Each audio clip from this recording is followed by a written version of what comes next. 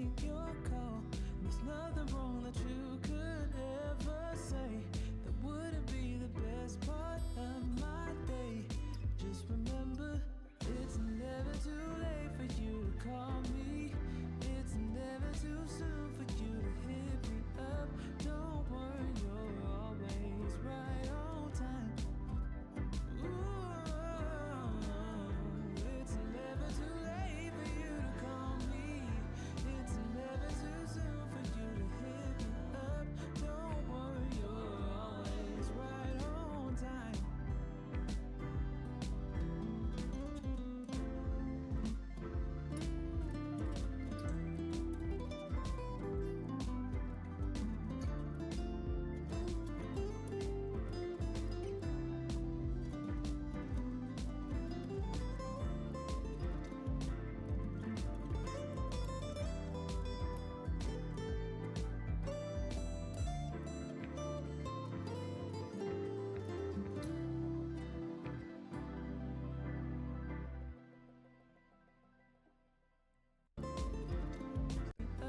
Don't worry, you're always right on time. What's up, fuckers? Shout out Jesse. Up-and-coming artist Jesse. Big fan. Love his music. Oxtails, check it out.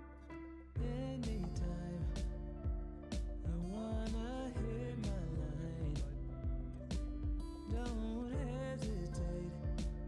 I was probably waiting anyway.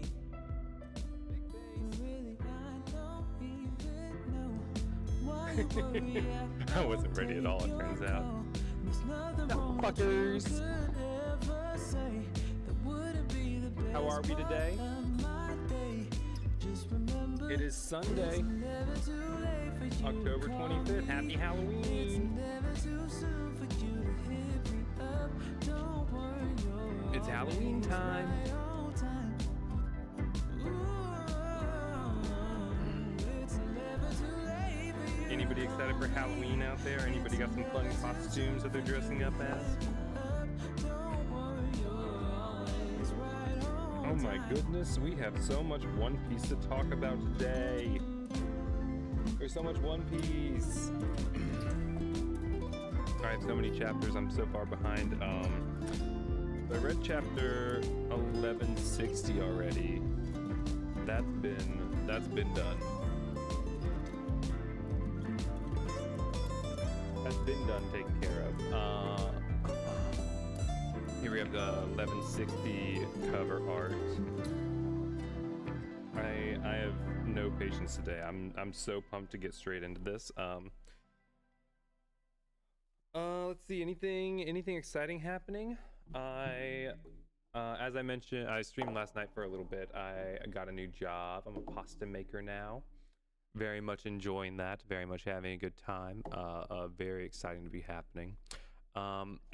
It scratches that itch for me where I get to tinker with my hands and do little precise moves, precise motions, but having a super fun time at the new job.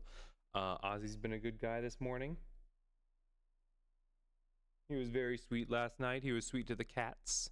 After he had spent most of the day chasing them around, he was just sort of being polite and kind to them last night. It was very refreshing, a nice change of pace. The cats have been good. They're excited right now because it feels so nice outside. It's nice and fall and gloomy today, so I have the windows open, letting some nice fresh air come in. As you can tell, as we can see, very exciting times here at the fortress. Let's see, has anything happened after I got offline last night? Let me move that way. Yeah, that way. Move that over just a little bit. Just a little bit. But after I got offline last night, I saw that Emiru came out claiming with allegations and screenshots and came out and exposed Mizkif for domestic abuse, for psychological warfare, for creating an unsafe space, which was horrifying to see. Just another example of how men make it unsafe for women to simply exist. The from my I watched a good bit of Emeru's announcement about it, just to see what was going on. I wasn't able to watch the whole thing, but absolutely horrifying. The sort of it just feels like the classic man friend zone. Like, what do you mean? What do you mean you're not interested in me? The whole thing was very gross to see, very gross to hear, as somebody who's been stalked, as well as somebody who's gone through that sort of, not necessarily to the same extent by any means, but gone through a stalking, gone through some sort of the similar tactics.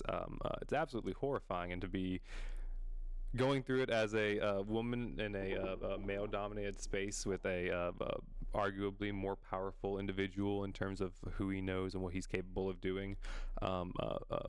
Mad props for Emeru coming forward about that. Incredibly brave, incredibly powerful, incredibly moving. And again, just another example of how men are trash, men are disgusting.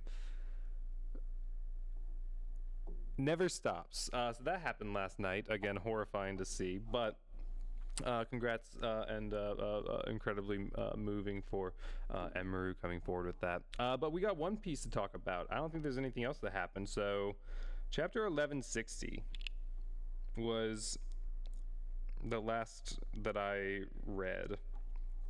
So chapter 1160 was titled The God Valley Incident. Now, I've got my own theories about what's about to happen that I'll get into before too long, but to start with, the God Valley Incident, we have Ogre Child Yamato's Golden Harvest Surrogate Pilgrimage Volume 42, The Shrine to Odin and His Companions Overlooking the Flower Capital. Absolutely incredible. Love the album cover. Love little Yamato down there. Love little Yamato down there. He's so cute. Absolutely adorable. He's got his little what is it called? A kanobu?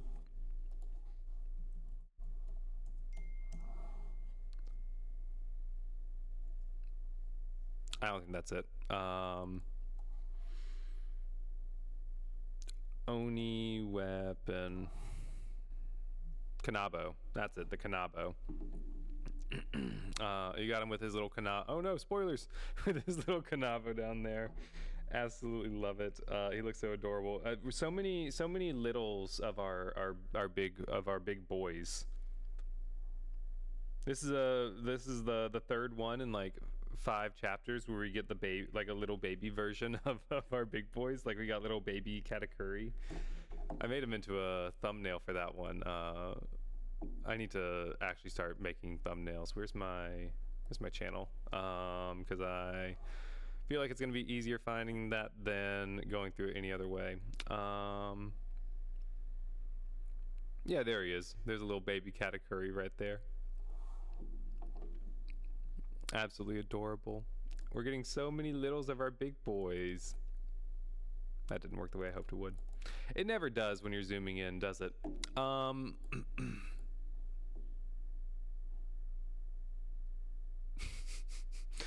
little Katakuri.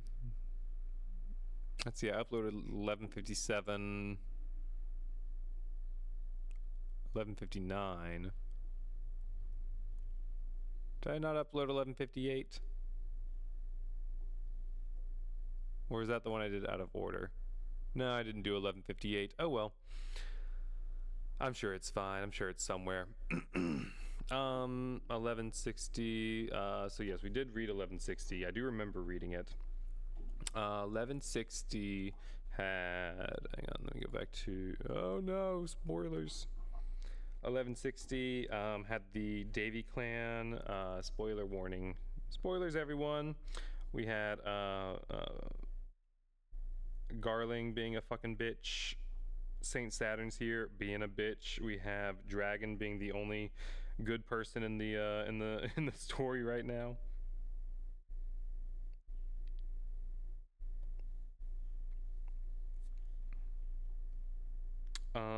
My entire platoon will be beheaded.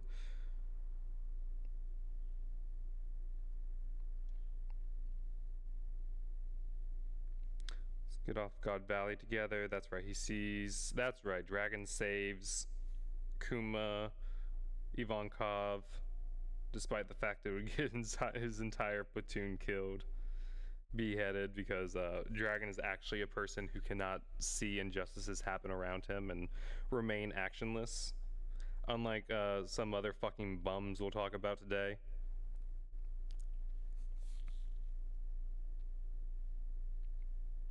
So that was 1160. We get the double. That's right. We got the double spread of the Rocks crew. Follow my lead, Rocks pirates. And it's the Roger pirates. That's right. We have Shanks and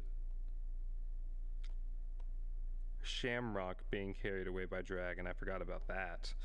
This is what happens when you miss several weeks of going and reading. I'm just surprised I didn't get any spoilers this entire time. No thanks to Grandline review. Jesus Christ, I need people to chill the fuck out with their thumbnails.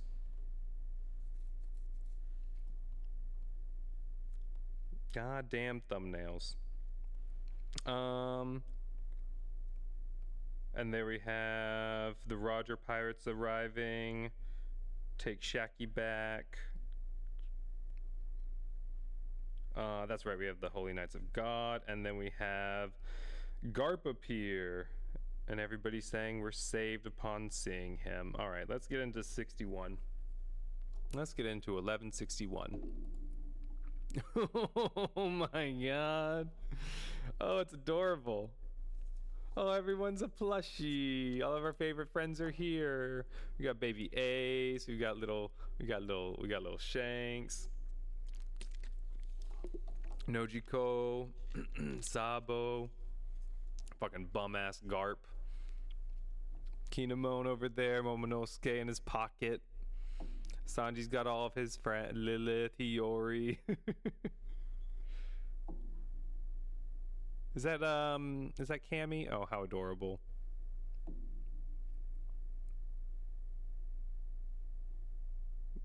Yelling at Zoro for laying on the Shirahoshi.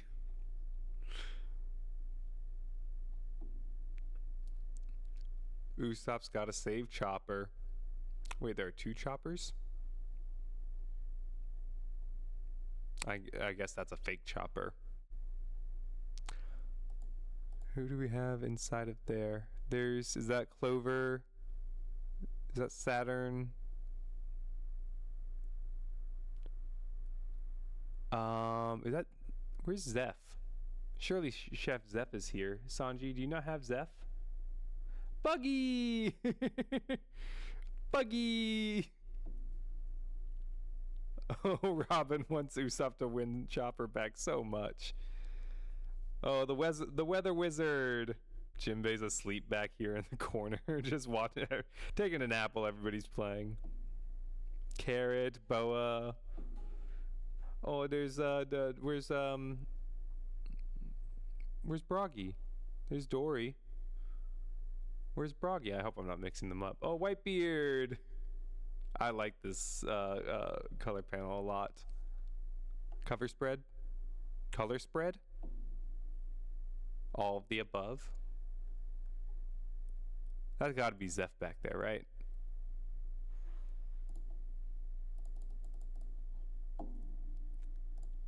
That's gotta be Zeph. I can't imagine. Is it Strusen or someone? Is that Foxy? Is that Foxy? All right, let's get off the color spread. Based on a request, Luffy and Usopp catching a Chopper plushie at a Crane game. Thanks, Kodo. One Piece, chapter 1161. A Song of Love bound under a hail of arrows. Ogre Child Yamato's Golden Harvest Surrogate Pilgrimage Volume 43. Where the Heroes Sleep. Kozuki. Oh, is this one? Where's 1161? Oh wait, that's right. Is this the chapter? Is there? Didn't I hear that there were two?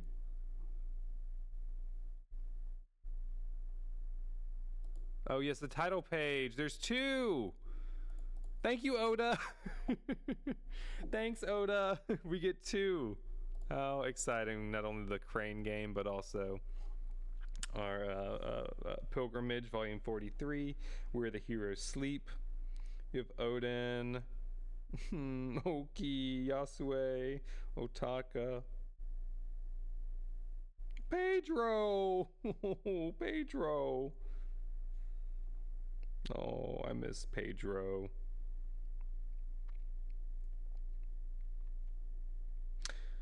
All right, let's get into 1161. Minifigures, spoilers 1161. Minifigures converged on the island, bearing their individual goals and desires, turning God Valley into an inescapable battlefield of nightmares. Please, my lord, leave the island through the evacuation tunnel. We'll be responsible for... oh, wait, not yet. I wanted that prize. We'll be responsible for bringing it with us. Responsible? You'll be held responsible for depriving us of a good time, you bungling fools. Maybe this is our big chance. Let's use the chaos. Where's Shaki? She better be unharmed. Oh, Prime Roger is fun. Eris Teach, where are you? Says Rox. I assume Eris is his beloved, betrothed, perchance? Huff huff. Where are you, Roger? Hey, Garp, you're here at God Valley where you see slaves being hunted for sport, and your only concern is finding Roger. What's up with that? Just out of curiosity, Garp, you're fine with people being murdered en masse. I mean, like, Roger isn't specifically going after to save those people, but he's not part of the Marines. I don't know that he knows that that's going on at this moment. And aside from that, I mean, his priority is Shaki. But he's a pirate. He's not there to be a symbol of justice in the way that Garp is.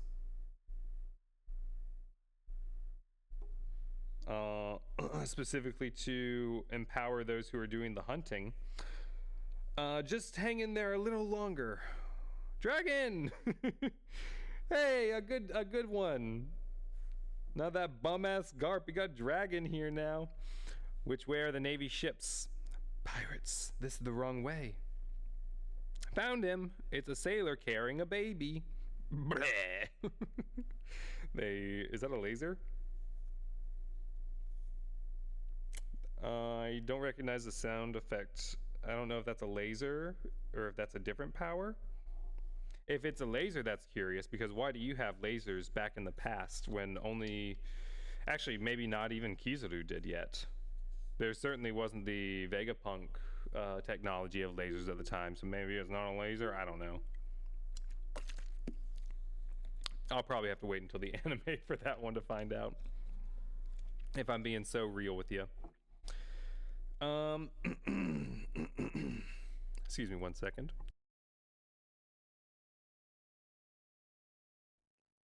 Gross. There, got him.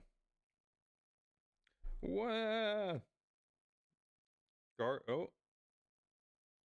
You've saved my life, Maffy. Garling was going to kill me, I'm sure. Oof.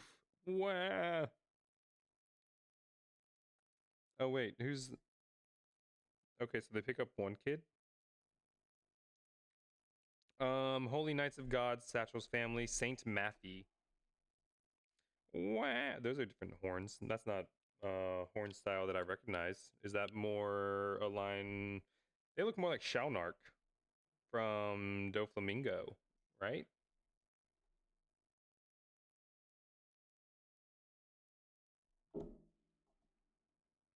I don't think I'm crazy. Well, probably am crazy. That's probably not the point. Wah! Garling has a kid? Who'd have thunk it? Can't imagine who'd want to kidnap the brat. I can probably imagine a lot of people that would want to kidnap Garling's child. No, wait, don't take those babies. They're the only way I can atone for being a part of this sick, murderous game. Dragon recognizing what it is. So long, young man. Wah! Well, considering all the people who have died, I guess I deserve this too. Out of the way! No. I wasn't aiming for you. That was an enemy I cut down. How many pirate crews are on this island by now, says Whitebeard. Liar, I almost died there, says Big Mom. Do we need to settle our score? Now's the time. Whoa, who are those enormous pirates? Whitebeard saves the day. Classic Whitebeard. Coming to Dragon's rescue. Do we need to settle our score? Now's the time.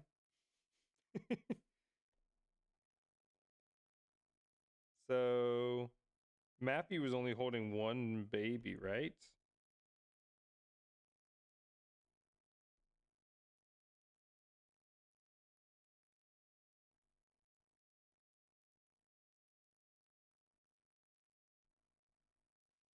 Hey, Newgate, were you trying to kill me, you rat? Shiki, get fucking Shiki. Hey, Linlin, you lied to me. Kaido? It's the Rocks Pirates. Take them down and we'll be famous. Go back home and get in bed, you miserable weaklings. Kaido, Whitebeard, and Big Mom Shiki panel. Okie dokie. Thank you.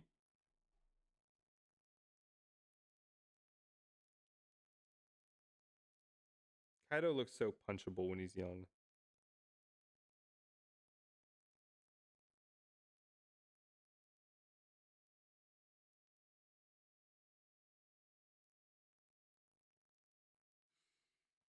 What's happening to this island anyway? Oh, there's Matthew again. Now I've got an opening to escape, but she's got the babies. Cough, huh? Wait. Is that Shanks? Did Dragon just find? Did Shanks get dropped on on his head as a baby? Of course, Shanks got dropped on his head as a baby. Oh, that's funny. He just got hit on his soft spot. I sense a big catch up ahead. Found myself a first-class fishing spot. Now come quietly, you Neptunians. It's Garp, run or we stuck here forever. Aren't we going to fight him? No, forget it. Zeus, Prometheus, yes, mama? It's Zeus and Prometheus. They're all running away from Garp.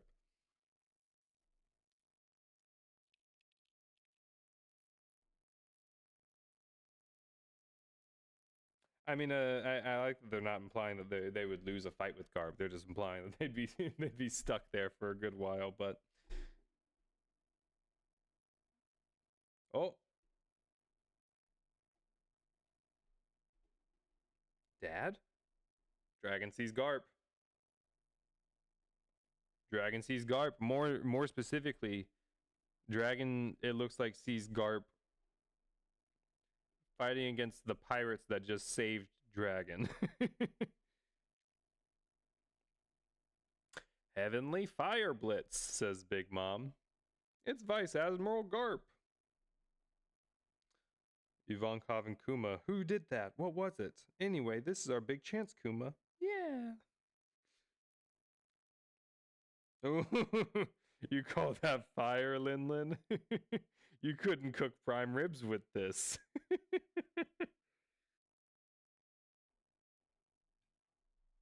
Not the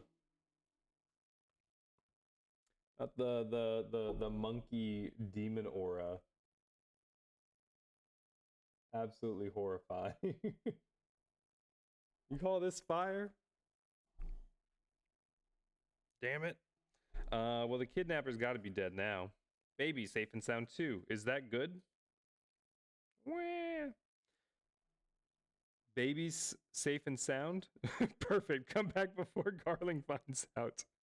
They're using the wrong apostrophe S. One of them possessive, one of them plural.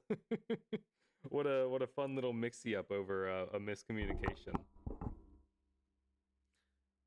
Baby safe and sound, perfect. Come back before Garling finds out. I'm so sorry. I might not be able to rescue your brother, but at least I've got you. Wheeze. Baby Shanks is wheezing, holding on for dear life. You thought you could take advantage of the confusion to escape? No one gets out alive, resident or pirate, says one of the holy knights. Can't remember her name, but fuck her.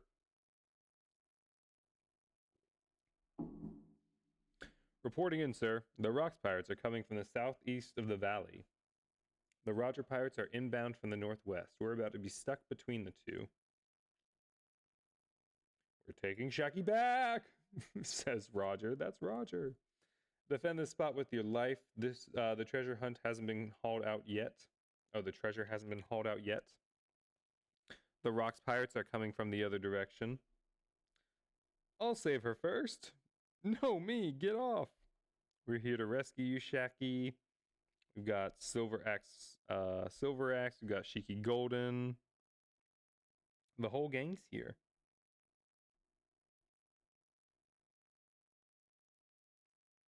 Gloriosa. Put a stop to them. You made sure to escort Shakuyaku out, right? St. Summers. Well, what? Oh, St. Summers, this bitch. You're kidding me. You can't handle one woman in handcuffs as everyone's lying unconscious or through a wall. It sounds like there's a lot of pirates causing trouble out there, says Shaki. Ugh. I hate a woman who knows her own worth. Slaps her. You're better when you're naive. Some Mizkif ass shit.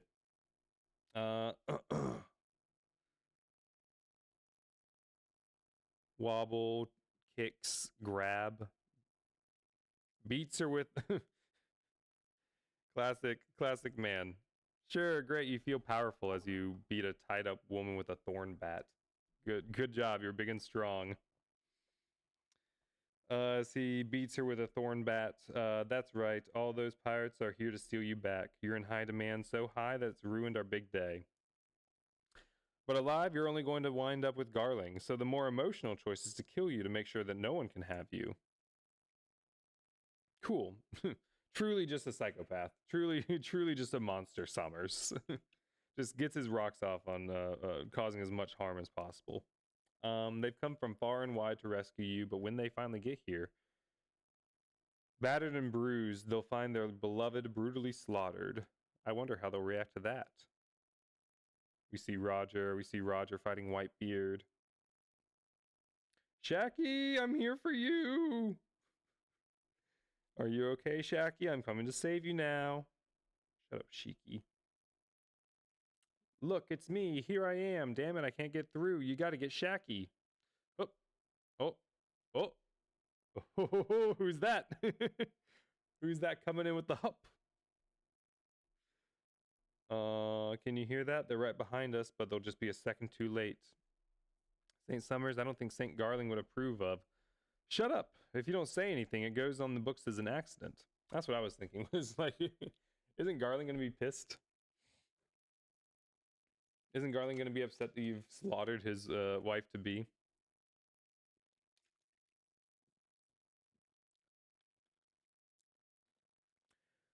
Just look at her face. The lights of hope have finally gone out. This ain't no fairy tale. If someone comes to save her, I'll kill them. Reality is cruel. Gee ha ha ha. I'll kill you in 5 blows. And with each bloody smash, you'd better regret the peace-addled optimism that led you here.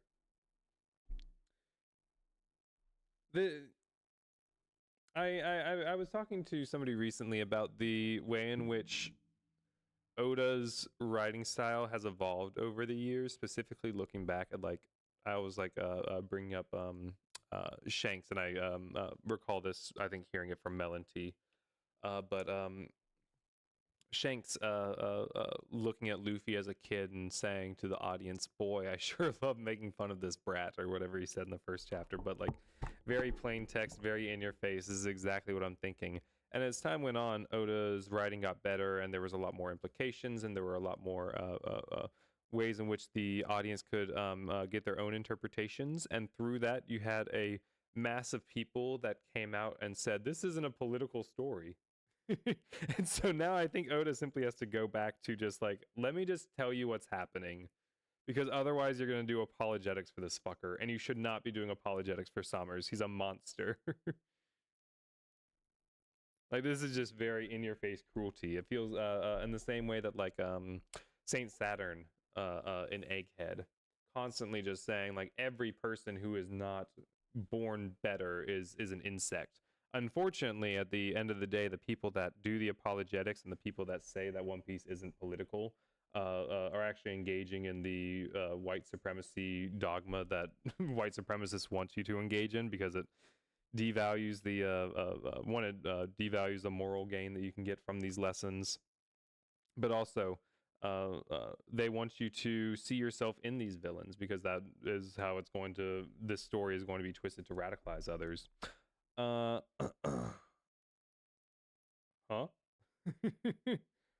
What a gross ass face, Summers. I'll put the flowers on your grave to send you off. Horrifying look, Summers.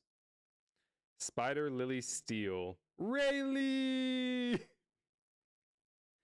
Boogia! Rayleigh's here! Huff, huff, Sorry I took so long. I've come to get you.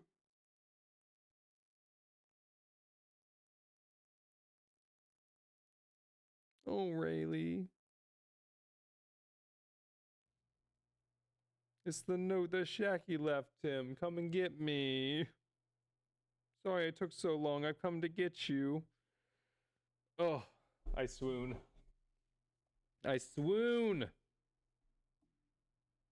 God, he looks hot there. I hate his goatee, but God, he looks hot there. I've come to get you. Oh, man. Oh, Ray, you took so long. I'm sorry you had to go through this. I was so scared. Never again. Can you do this later, dummy? Of course, Roger and Gabon are on Rayleigh's side here. Of course, Roger was so determined to get to Shaggy to make sure that Rayleigh could say, or make sure that she's protected, because Rayleigh and her love each other. We've got Shaggy back, boys. Now take some treasure and let's get the hell out of here. They saved Shaggy. She was so scared. Hang on. I tried to mute my mic to block the cough, but I don't think I did, so sorry about that. I've been thinking a lot, because Oda specifically is not a fan of putting women in situations where they are damsels in distress and have to be saved. And I've been wondering why, at the end of the day, Shaggy is here. I've been wondering why we ultimately end up with a damsel in distress storyline for what has been one of the larger mysteries behind One Piece, and for it to be something that Oda specifically is not a fan of narratively, in his own words. I've been trying to figure out, like, my thoughts on that, and my best consideration is that it's simply just a matter of the world that we experience misogyny in. As long as misogyny is such a pervasive part of society, whether or not it makes for a good narrative story, or whether or not it is something that Oda likes to write about, and maybe his opinion has changed on that. It feels more of just a statement of, regardless of my feelings on this is something that women are subjected to, are these monstrous levels of misogyny, and it's a reality of the world, and to not depict that just because of your preference for a narrative story, I think does more harm than good. Like, if you're going to make commentary through your narrative on political climates and on political situations, then it feels disingenuous to not include the blatant misogyny of the world just because you don't like to write a damsel in distress story. Again, maybe his opinion on the subjects have changed, but I wasn't expecting this to be the direction that this went in. I'm not upset about it by any means. I'm just surprised. Now let's take some treasure and get the hell out of here. Good chapter. 1161, good chapter. Shanks got dropped on his head as a baby. It is a little to the right of the actual soft spot, but that is a cartoonishly large bump. And when I say a cartoonishly large bump, I do mean that, like, again, Oda's writing to be very in our face. It seems the bump is cartoonishly large to make sure that we notice it. I don't know if this is. I don't know if that's to imply Shanks is built different because he got dropped on his head, or if it's just gonna make him a little bit more dumb. Either way, I'm excited to find out. We see Dragon standing on business while Garp is defending slave owners. Dragon saying to himself, "All right, yeah, no, I considering considering the harm that I've participated in, it's probably fair that I die as well, just by being somebody who was used as a tool by the government. He was willing to put that on himself, and then he sees his dad show up and specifically go against the people that just saved his life from one of his dad's coworkers."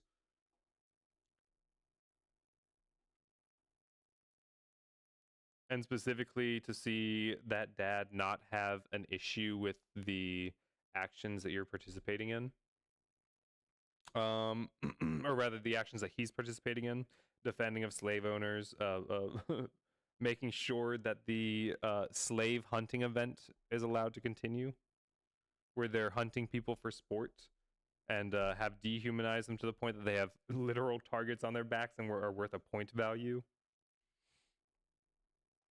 Again, we see the realization of his own crimes through Dragon, and more specifically, the realization that due to his crimes, he needs to atone for the things that he has done. Whereas, meanwhile, we then see his father appear in direct contrast to that, say, all right, I'm going to fuck up everybody who's trying to stop this from happening by any means necessary. Like, again, Dragon's words ring clear of, I saw no justice there. I saw no justice there, and yet his dad was there. He saw his dad there. Garp wears the badge of justice on his back, and yet no justice was to be seen. I saw some justice. I saw Rayleigh coming to save Shaki. I'll put the flowers on your grave to send you off. What a cold line. Don't take that one into the workplace. There's no way that's not considered a threat. I choked on something earlier and I've been coughing now. Damn water going down the wrong tube. If I had a nickel, right? Yeah, I would not say that to anybody. It's probably going to come across as a threat if you do, but that's a cold line for sure. Pop off Rayleigh. And that is 1161 done, and that leads us to 1162. That's such a cute cover spread. Anybody else that we missed before we go on? Oh, Yamato! I missed him. I missed Yamato up there. Hey, everybody, it's Yamato. I think we got everybody else. All right. 1162 time. Oh, it's everybody. We got the whole gang here. Wait, where is page 1? We actually don't have the whole gang here. Look at him, Yamato.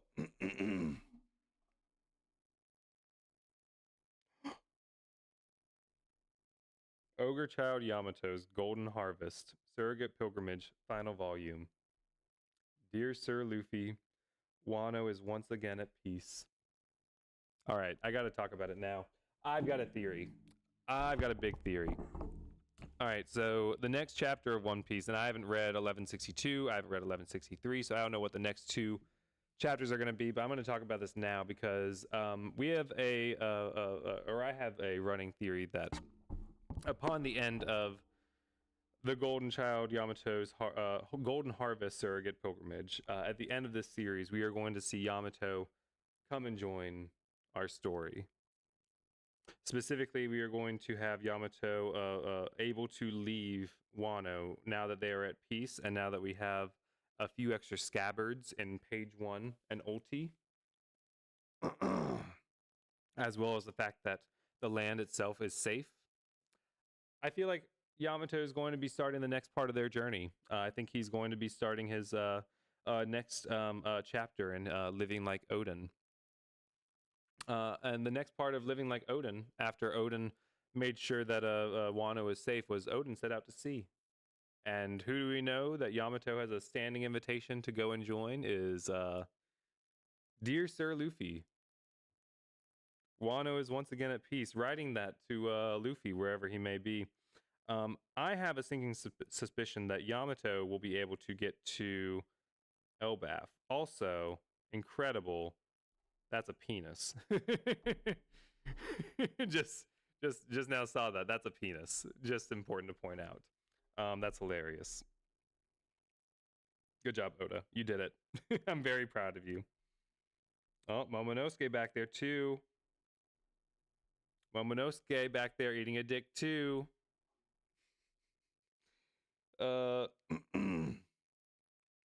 Next chapter, 1164, comes out on November 3rd. Not only is November 3rd Oswald, my dog's birthday, but it is also Yamato's birthday. And my theory, again, haven't read 62, 63 yet, but I have a sinking suspicion that we might be seeing Yamato reappear in the story in 64. This is my level of like Swifty. This is my Swifty experience of of trying to read between the lines of what the next reveal is going to be.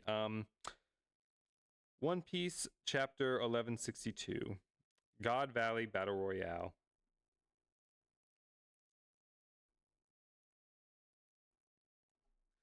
Rocks and St. Garling are locked in combat to the northwest. Send backup. Rocks and St. Garling are locked in combat. We have a little map. Rocks versus Garling. Roger Pirates. Roger is here now. Oh, so Rocks is separate from the Rocks Pirates. That's where the treasure is. Okay, so they have the Navy, Roger Pirates, and Rocks Pirates converging in between the two steeples of the island. And treasures in the middle. Roger is already at the middle. Oh, wait, where is the treasure at? The treasure is there? Okay, so the treasure looks to be in between where Roger and Rocks are.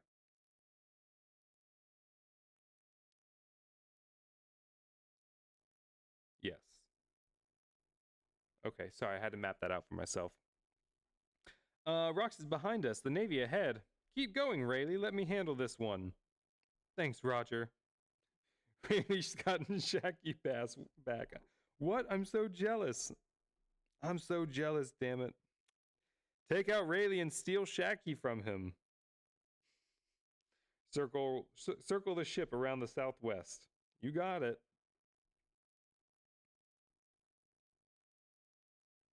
Don't even dream of it, fools. Get rough and you'll harm Shaggy. Shiki beating his own people to make sure they don't attack Rayleigh because they'd hurt Shaggy is perfect. Perfect content from him. Switch targets to the treasure. We're taking everything but Shaggy. Huff, huff. Shaggy, there's something I need to say to you. Don't say it. I already know. No. Primary prize treasury. It's a wild melee out there. We can't ask for a better chance. This is it? It sure is. I don't know which is what, but let's eat them. Ivankov, do it! Ivankov, eat the fruit before Kaido gets there. Ha! Not so fast. Fucking Lin. I'll take that one too. Eat it, Kuma. Don't think. Eat the fruit.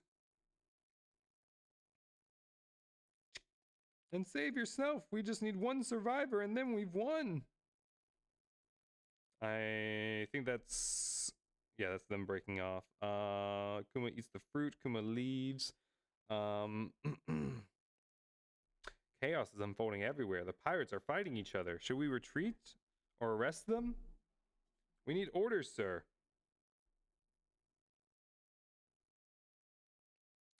From the Navy's perspective.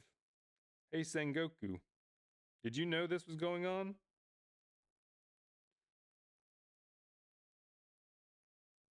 There was one man who reported some rumors, but he vanished from the Navy's ranks. If I ain't awake and dreamin', then it's all real. As he looks at his slaughtered citizenry around him. Is that Bogard? Yeah, that's Bogard with Garp.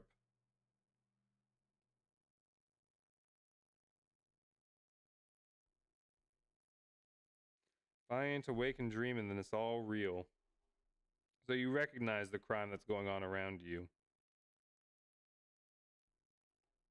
And more specifically, your commander is telling you that somebody tried to warn that this was going to happen, but he vanished from the Navy's ranks. And so you're going to continue enabling the slave owners to you're going to continue defending the slave owners after you have this realization, after you have confirmation from your boss. I sure hope not, but I don't know that Garp is going to prove me wrong. From Rock's perspective, are they immortal or something? Let me down, Zebek. We just gotta run. Everyone who got chased down transformed like that. Come back, Zebek. What the hell is that? Is it someone's powers? Dad? Granny? What happened to you? We've got Domi Reversi. They are, in fact, like immortal. Is that Garling and is that who? Long hair? Is that Emu Avatar? Oh, I need to just turn the page. His fucking head split open, Jesus. He's strong, no doubt. The wounds he's inflicted will take longer to regenerate, says Garling. But now we know that he's the one of the Davy clan. The Great One will be delighted if we can take him out. Yes, the game is ruined, but this is a stroke of luck. So that's not Gunko. Who are you? Let me down, Zebek. Do you really think you can hold them off one-handed? Listen, Eris, anyone with the Davy name who gets caught will be put through agony that makes hell itself seem like a lukewarm bath. I know that. I'm part of the Davy clan too now, or Davy clan now too. They welcome me even though I was a pirate. I understand the fate of the clan, so let me down. Hey. If I was the kind of helpless woman who could only cling to you and couldn't protect a single child, then you wouldn't have fallen in love with me, would you? Oh. Don't be an idiot. If it looks like they're going to catch me, then I'll kill, teach, and end my own life. So let's find a way to survive, and we can meet again in Lelucia, Zebek. God damn it. God damn it. God damn it. So that's why Lelucia was destroyed, it seems. Why it might have been ground zero for the test. The Great Purge. Jesus Christ. Why am I the one getting cheered up? Says Rox.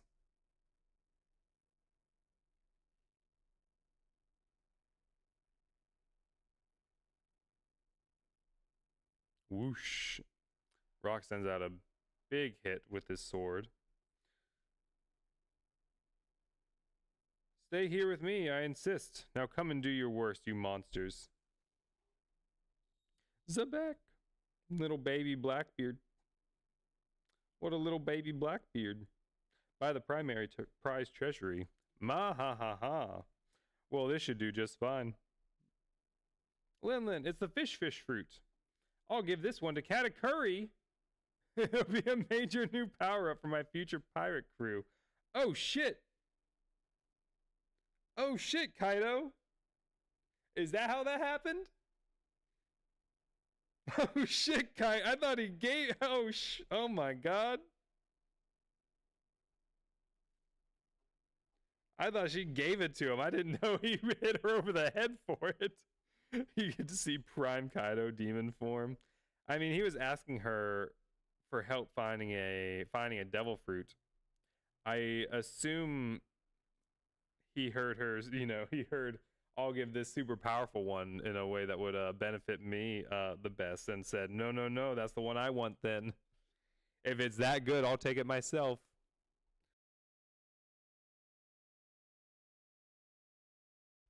Kaido, that's wild.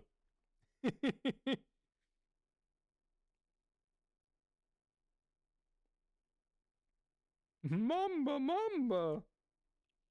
Chomp.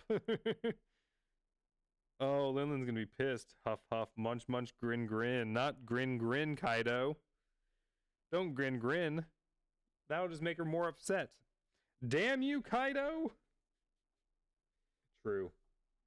Based opinion. Huff, well, don't worry, I won't let you die. Huff, huff. I won't let them kill you. Huff, teach. What wonderful parallels. Shanks and Blackbeard. Sons together. Does Blackbeard have a brother too? We know it's they. Both being carried away by somebody.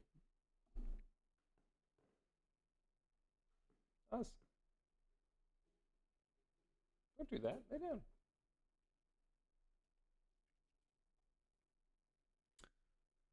Behind the game stage, secondary prize treasury. Found the treasure. You're gonna break it. Why are you scratching your bed? Lay down. Lay down. Ozzy.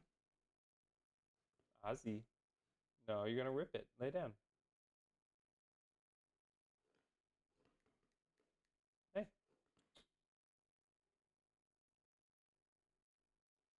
Oz. Lay down.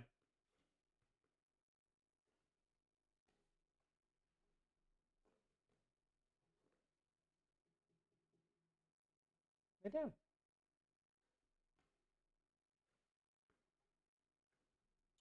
Ozzy. Oswald, stop.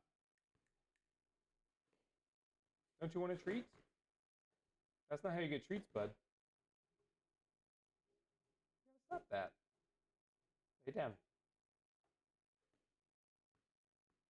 No.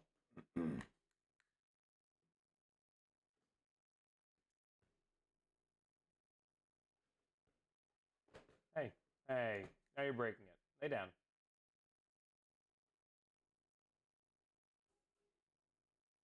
I know you're trying to get comfortable, but you're gonna rip it. I'm tired of buying you new pillows. No more pillows for you. Good boy.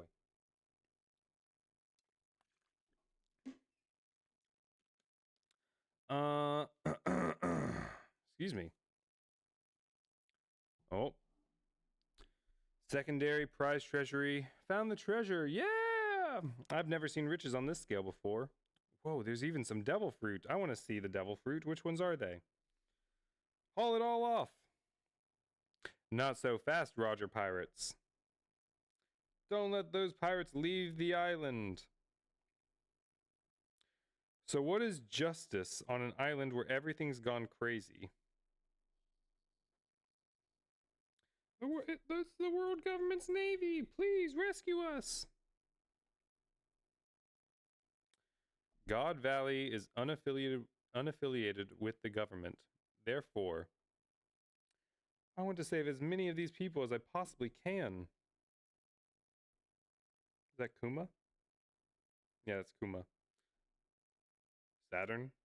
Is Rox dead? I could not say. This is also unexpected. If anything, there is a danger that such wanton destruction might bring about the birth of something entirely new. What is that? A dragon? That must not happen. There's so many different conversations. Thank you, thank you. Kuma, you're a hero. Save your breath, just hurry. Anywhere that's not here would be heaven compared to this. We had lost all hope. We never thought we'd survive. Thank you. Poof. Thank you. Poof. Thank you. Poof. Thank you. Hockey Clash Doom. Oh. Roger. Garp. Rocks. Spider. Rocks' crew, Captain. No, wait, we've got bigger fish to fry.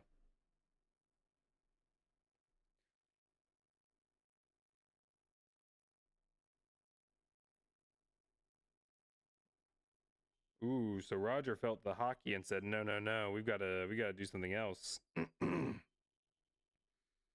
All three of them felt the hockey. Felt the hockey.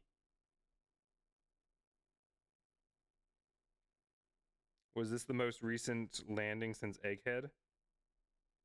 You dare use my family against me?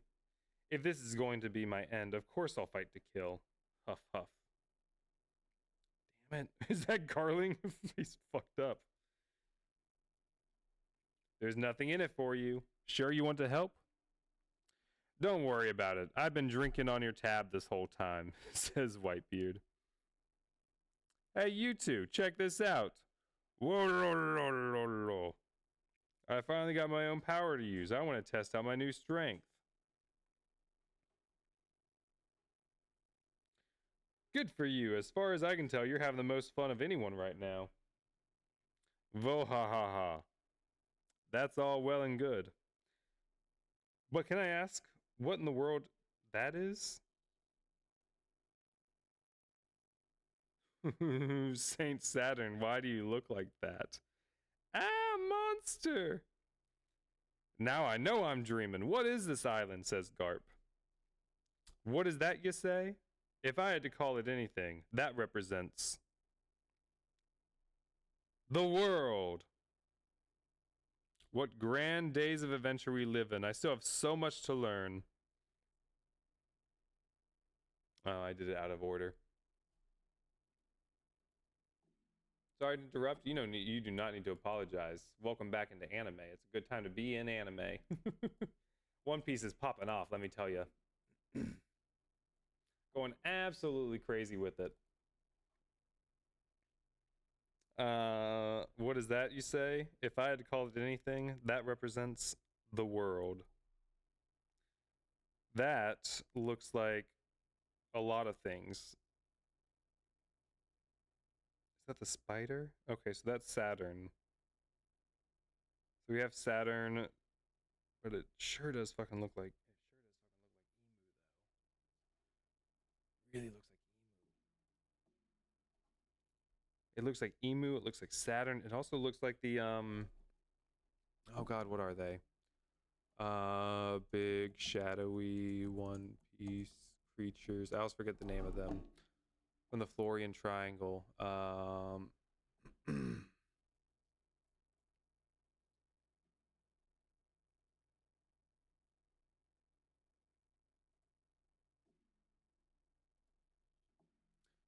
Also looks like that though, right? I don't think I'm crazy. Well, I'm crazy, but I don't think I'm wrong about that. Oh my god. Oh, lineup of Kaido, Whitebeard, Rocks. We got Garp confused. We've got Roger upset. What grand days of adventure we live in. I still have so much to learn, says Roger. I love Roger. He's so fun. Such a good baby.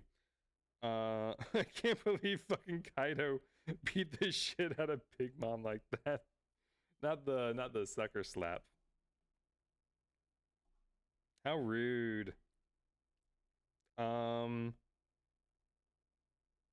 We see they make a point to show the split here.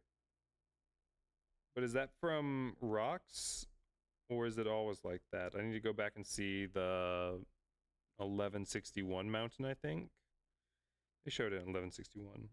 Yeah, there was already the split. The way they showed the hockey from rocks made me think that they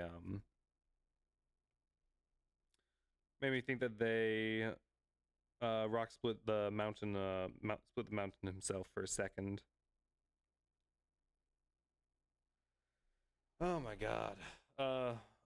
Speaking of getting happy to be getting back into anime, there's a couple of scenes, a couple of stories that always stuck out to me that always played a bit, or have over the past couple of years played a big part. And a lot of them come from One Piece, but another one was I don't know if you watched Jujutsu Kaisen. If you haven't yet, it's great for the fall Halloween vibes. But Jujutsu Kaisen in season 2, there's a scene with my favorite character Todo, that I got a speech of his tattooed onto me. But Jujutsu Kaisen, that's a fun one. Big fan of that. Todo's incredible. I should make a Todo monk character for Baldur's Gate or D&D. Ooh, Way of the Shadow Monk. Way of the Shadow Monk. Call it Boogie Woogie. Could I? Ooh, isn't there a rogue? Maybe I'm just thinking of Swashbuckler. I like Way of the Shadow, but I really want to play Drunken Fist is the problem with doing any kind of other monk build in Baldur's Gate right now. Anyway. Chapter 1163 time, baby. I don't really have too much to talk about other than what I already mentioned while reading the chapter of 1162. It was a good one. Great chapter. I'm loving it. Again, we see the recognition from Garp that everything that's going on is, as he wants to call it, just so crazy. Who knows if it's crazy enough for him to intervene and get in the way and help stop it by any means? But I sure hope that he does.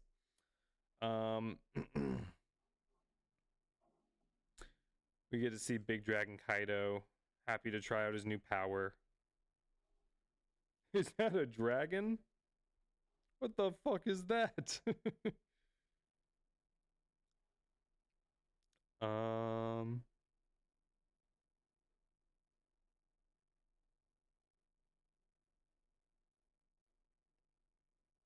Is that Saturn looking over? Yeah, that's got to be Saturn looking over.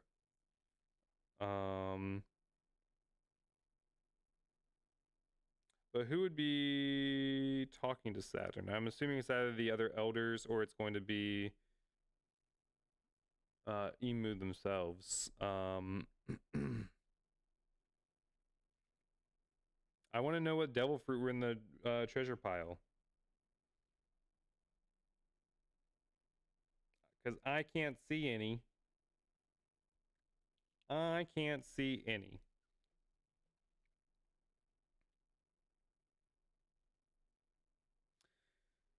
All right. Next chapter. I can't wait anymore. 1163. What a cute cover. What a cute cover. Luffy doing parkour all over town with white gibbons.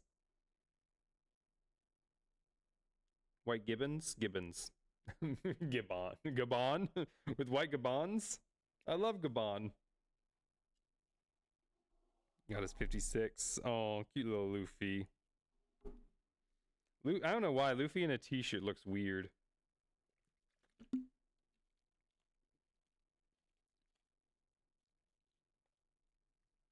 But a monkey with our monkey. So it is the end of the 1162. Again, I'm going to laugh my ass off next week when Yamato steps off the boat and steps on Elbaf. Let's read 1163. One Piece, chapter 1163. Promise.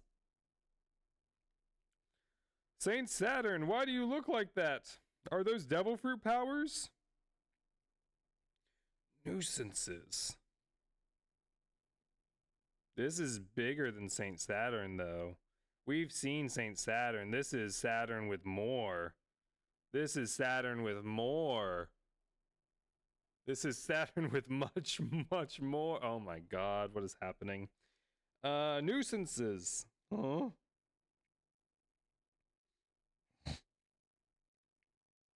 Oh. Oh. Whoa! Saturn's killing all of the Navy. Why is it attacking the Navy? Whose side is it on? Nobody's side. Because nobody was on my side. All units withdraw. Keep your distance. Ah, yeah, do not attack. Secure an escape route.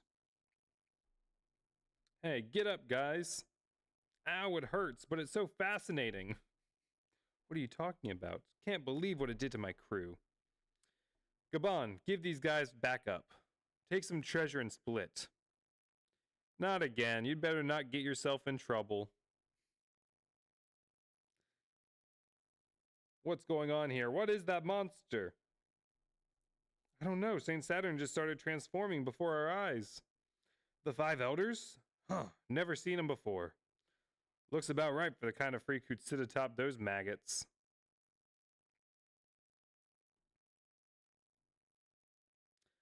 Vice Admiral Garp, Ixnay on the Andersley.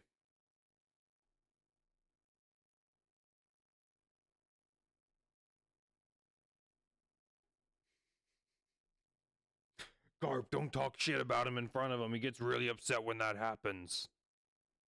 Don't do it, Garp.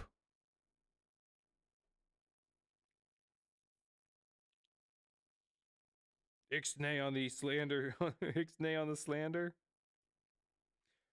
Don't disagree with Trump or he'll take you off the air through FCC strong arming. You know, this looks familiar. Hey you, king of the bilge rats, my favorite insult, the pirate insult. You're here to kill me, aren't you? So it was the Davy Jones. You got the wrong guy. I've never met him. However, promises are meant to be kept, which is exactly why thy kind must be erased from history.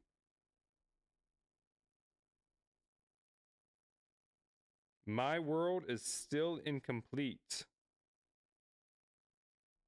It ain't your world. Look at rocks. He dares attack Saint Saturn. Should we offer help, Rear Admiral? I don't. Of course we're helping out. Move it. Vice Admiral Garp, huh? Wait a second. Helping out which side? It all comes down to this, Garp. Let's see if you finally let's see what your choice is. Life is made up with all kinds of choices and decisions, and you've looked around and you've seen the murder that the Navy is enacting on the populace of this town. You look around and you see the fact that they are wearing targets on your backs. You see the monstrosity happening. You ask your direct supervisor, Sengoku, what is happening. If he knew that this was going to happen, his response to you is that there were rumors and that somebody tried to come forward and be a whistleblower about this, and instead they were disappeared from the Navy. You're finally being asked directly, all right, you say we're going to help out. Which side are we helping?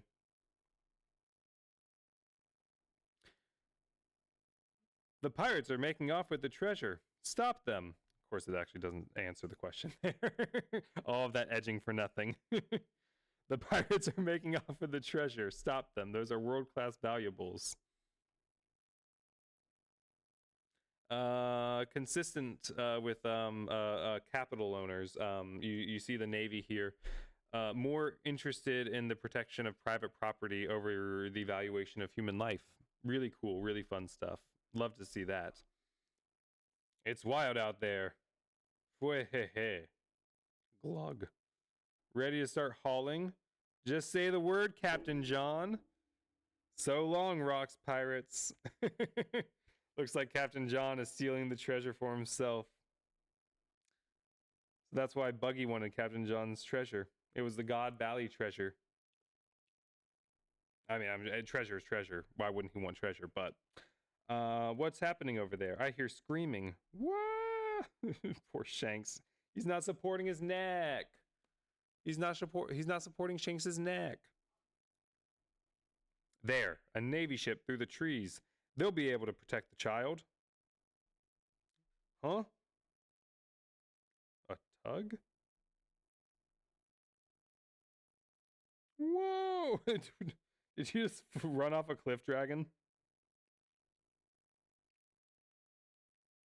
Dragon, did you just cartoonishly run off a cliff? And not realize until you were already falling?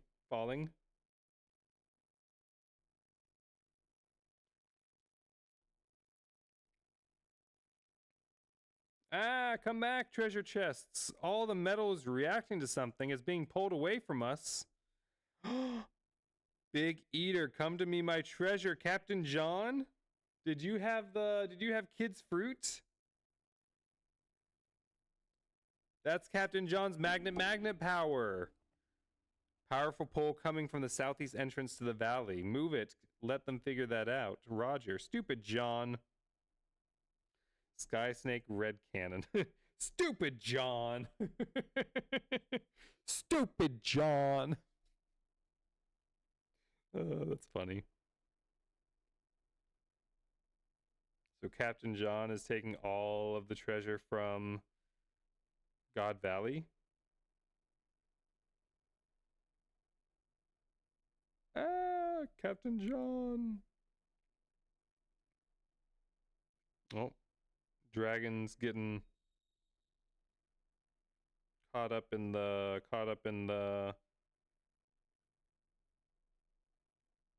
So wait, what was pulling dragon then? I mean, if you're attracting, is it just his gun? Yeah, I think it's just the fact that he was wearing a gun pulled him back through the air. He didn't run off a cliff.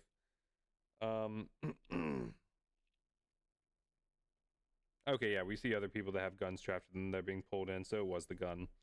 I don't see any fruits intermingled with this treasure so far. I've been promised devil fruits. I want to know which ones they are. That's Captain John's magnet power. Stupid John. Huh?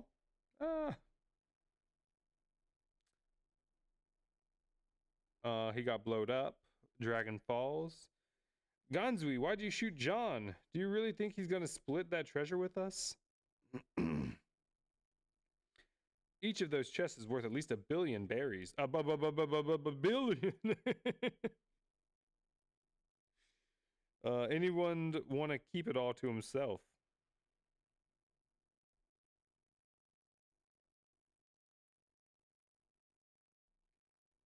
You can't, Vice Admiral. That's the supreme authority of the government up there. What's that, vermin?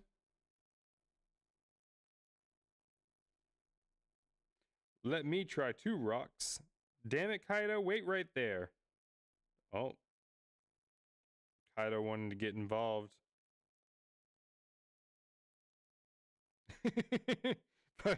Linlin coming in. I'm gonna kill you. What, are you jealous? Check this out. God damn it, you two. Whitebeard there, just annoyed with the two of them. Yeah, that's my quarry, Garp. Galaxy? Impact! Garp did it! Garp, he did it! Divine Departure, Pandemonium, Dragon. Kaido just yelling, Dragon. Chalk Hakua, Ikaku Sovereignty, everybody's biggest attack straight into Saturn Emu. Even Garp hitting him with the Galaxy Impact. I'm proud of you, Garp. I'm proud of you.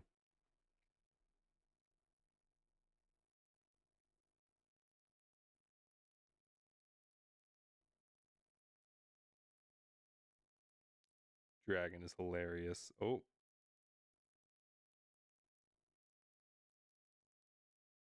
Emu? Is that you? Saturn? Is that you? We see Scary Eye. We see Hockey Blast. Ah, yeah! Conqueror's Hockey unleashed to a crazy level. What's going on over there? Armageddon or something? Look at all the chests. Pick them up. Da ha ha ha. Rayleigh's always got his eyes on the prize. Rayleigh's running with Shaggy still, telling everyone to get all the treasure.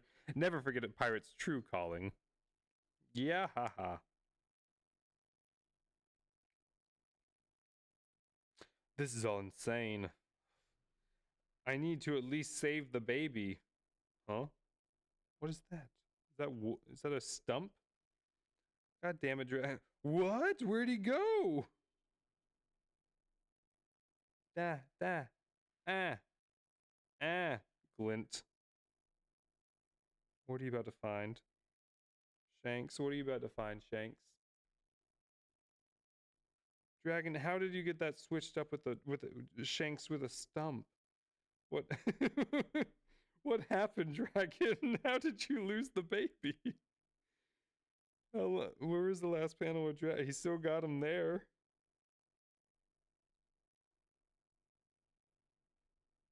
Oh god. Okay. Shanks. Oh, it doesn't tell us. Of course not. I can't spit out what I've already eaten. I can see them running through the distant forest. Oh. Give me money then, says Linlin to Kaido, saying, I can't spit out what I've already eaten. Whoop. Can't see them running through the distant forest. Garp, my blow did the trick. Roger says, no, it was mine.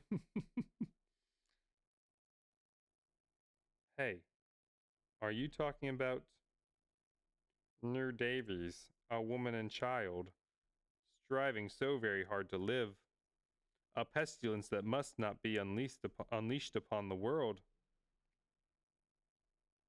Rox cuts him down. Whatever you're thinking, don't do it. Garp says, huh? Nani? Moo? I will do nothing. What is this? It doesn't even hurt. Thou will end thy own bloodline. Slaughter thy wife and child. What? Are you crazy? I'm not gonna... Domi Reversi.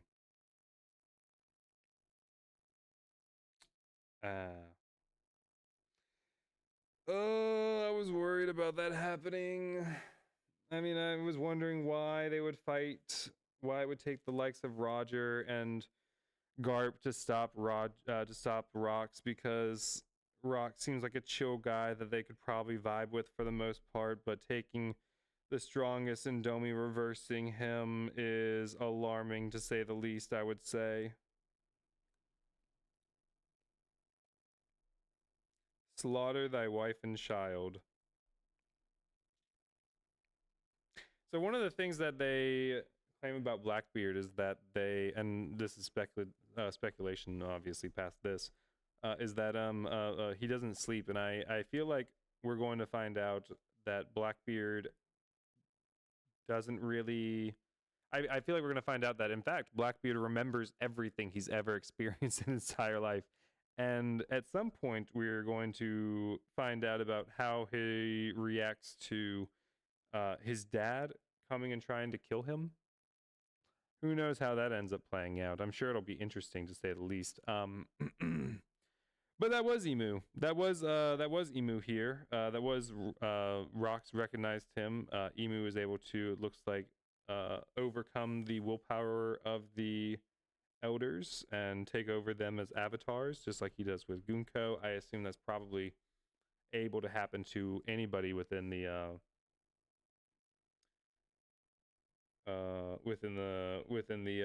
ranks and file of if you have the regeneration ability, regeneration power.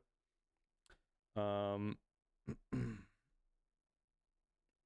it, Kaido, wait right there. I'm really glad to see Garp actually come and step up and hit Emu here, or Saturn, whichever one he wants to call it. Again, the fact that he's able to walk around here and not do that. If Garp had walked around this place and hadn't actually taken a stand and done something to try to stop the horrific things happening, then I would have. I think he could have easily been written off as a good character. I think he would have at that point just been seen to me as a villain. But this at least helps his case a little bit. Like, willing to put the cards down when it matters, but still at the end of the day, knowing the crimes of the government, knowing how far the government's willing to go, dedicates the rest of his life to protecting and defending the honor of the slave owners and the genocidal maniacs.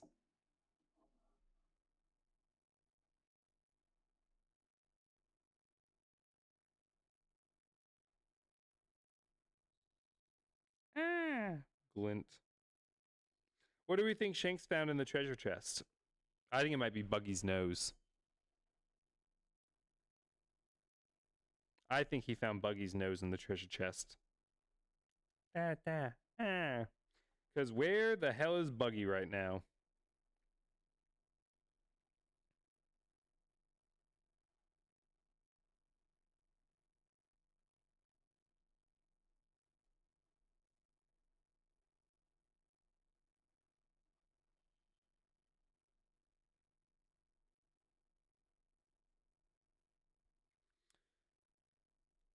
So we know that powers in this world can be overcome with hockey. We don't know the level of power that Domi Reversi is, or where that power comes from.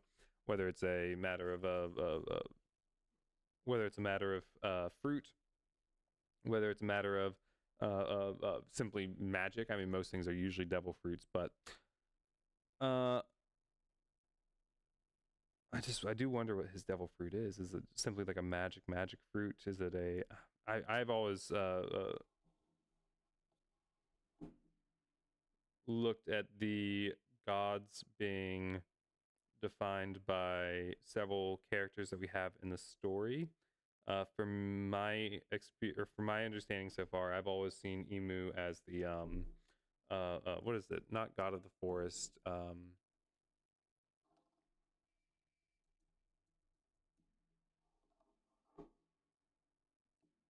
As the rain god.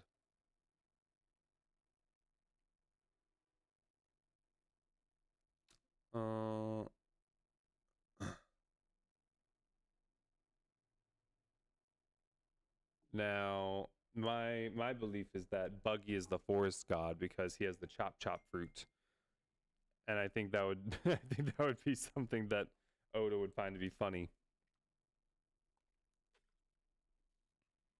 because he chopped down trees in the forest, but that's probably wrong. What is the Elbath script?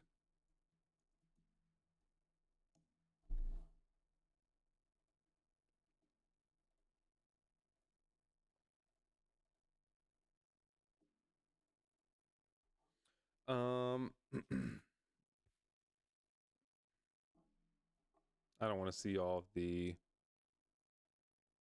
interpretations of that, actually. I just want to see the mural.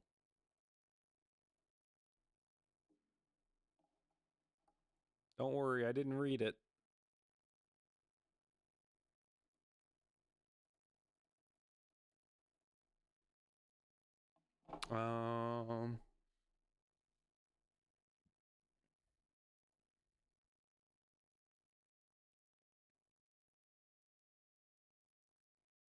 That's, oh yeah, sent forth demons.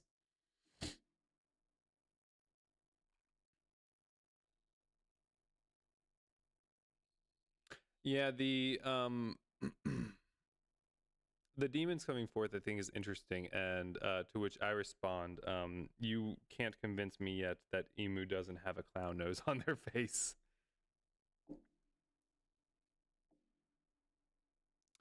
Breast stirred within the void and the forest, God sent forth demons.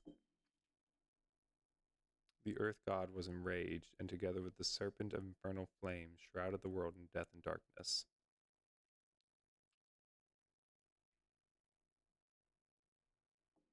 Sun god Nika, obviously. Earth god.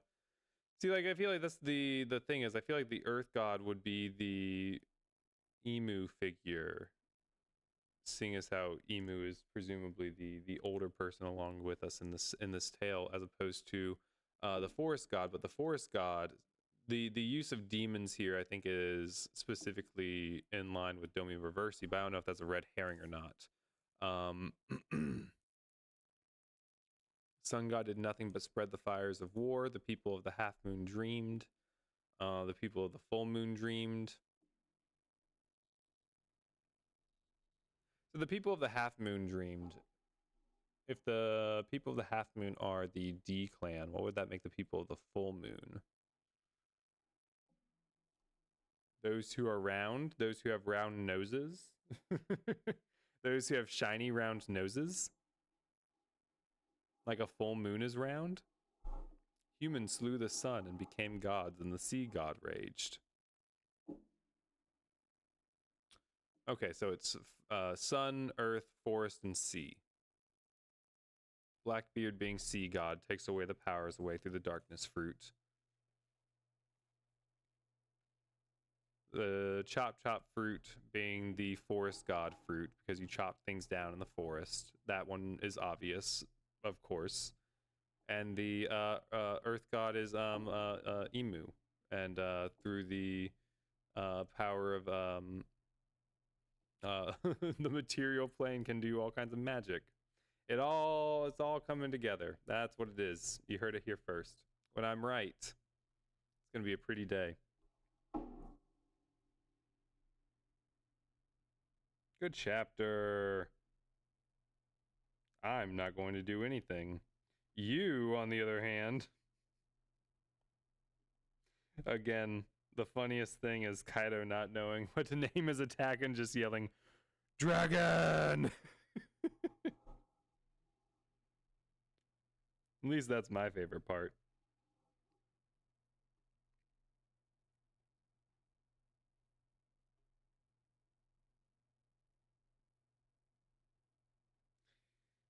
Oh, good chapters. Good chapters. Good time to catch up. With catching up, that means I can go back to watching content. That's always exciting. I don't have to worry about spoilers. Of course, I had already gotten some spoilers because people go crazy with the thumbnails. Actually, let's.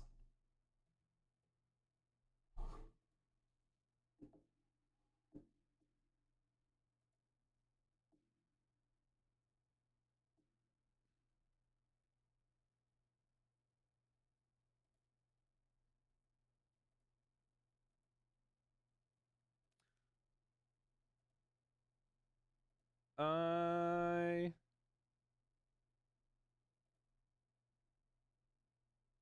want to try to find a video.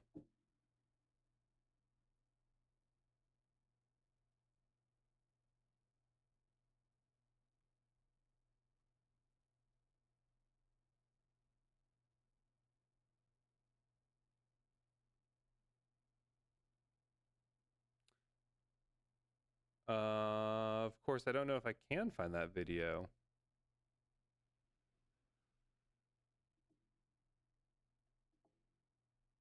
Oh, here it is. Something.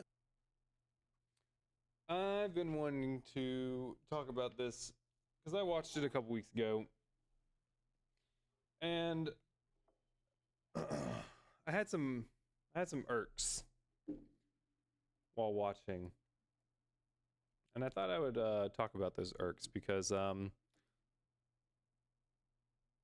here you have somebody that has been specifically called out for making a career out of One Piece, which is obviously a story and tale about a pirate named Luffy, who's a fucking idiot, do his best to make sure that him and his friends can live the life that they want to. And this story has been adopted by a lot of protest groups around the world.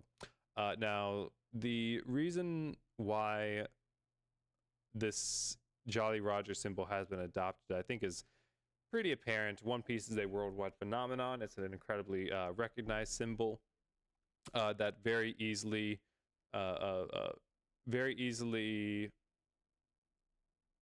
shows what your opinions of things are, what morals you hold dear, and it does so in a way that I think no other flag can accomplish. For example, if I were to simply hold up an American flag at a protest, that symbolizes a very different thing than holding up the flag of the Straw Hats, for example. And so there's all kinds of different reasons why somebody would want to hold up a Jolly Roger at a protest. And when I watched this video, the sort of vibe that I got was somebody that didn't really feel comfortable talking about this issue, but felt like they were being pressured to, and did a video to just sort of appease the masses, if that makes sense. Like, I didn't get anything from this video other than an opportunity for people that don't want the One Piece flag to be associated with these movements. All that I saw this video as, at least from the memory I have of watching it, was an opportunity for them to study arguments on why it shouldn't be a part of these movements. Specifically, I remember Grandline, or the review channel, making a point to say at the beginning that they weren't going to comment on some of these things until it became a part of their media intake, until it became a part of Sky News Australia, and they saw it on Sky News Australia. Did they feel like it was imperative for them to actually talk about the fact that the One Piece symbol has been used at protests around the world? Again, One Piece being a story dealing with oppressive governments, dealing with the dehumanization of a populace as a whole. There's again lots of reasons why people feel inclined to hold up this flag and hold up these symbols at these protests. And instead, you're going to say that now you feel like you're going to, or you should bring these things up because of a heavily propagandized news station in your country. Sky News Australia is consistently dehumanizing Palestinians, consistently providing coverage for Israel through their coverage of events, through the language that they use, doing apologetics for Israel, denying the fact that a genocide is taking place in Palestine. And yet you want to use them specifically as your source for why now you're going to talk about this. The whole thing seems a little gross. And again, as you've been called out by other content creators for your need to use your power and privilege to do your part to try to end a fucking genocide, instead we have apologetics. So let me actually watch a little bit of this. Very interesting has happened in the world of fictional pirates. This is a symbol of warning for the government. Is an anime series inspiring protests. This is an iconic flag. Popping up on balconies, motorbikes, flagpoles. What is it, and why is it popping up at protests around the world? Now, the global symbol of a revolution.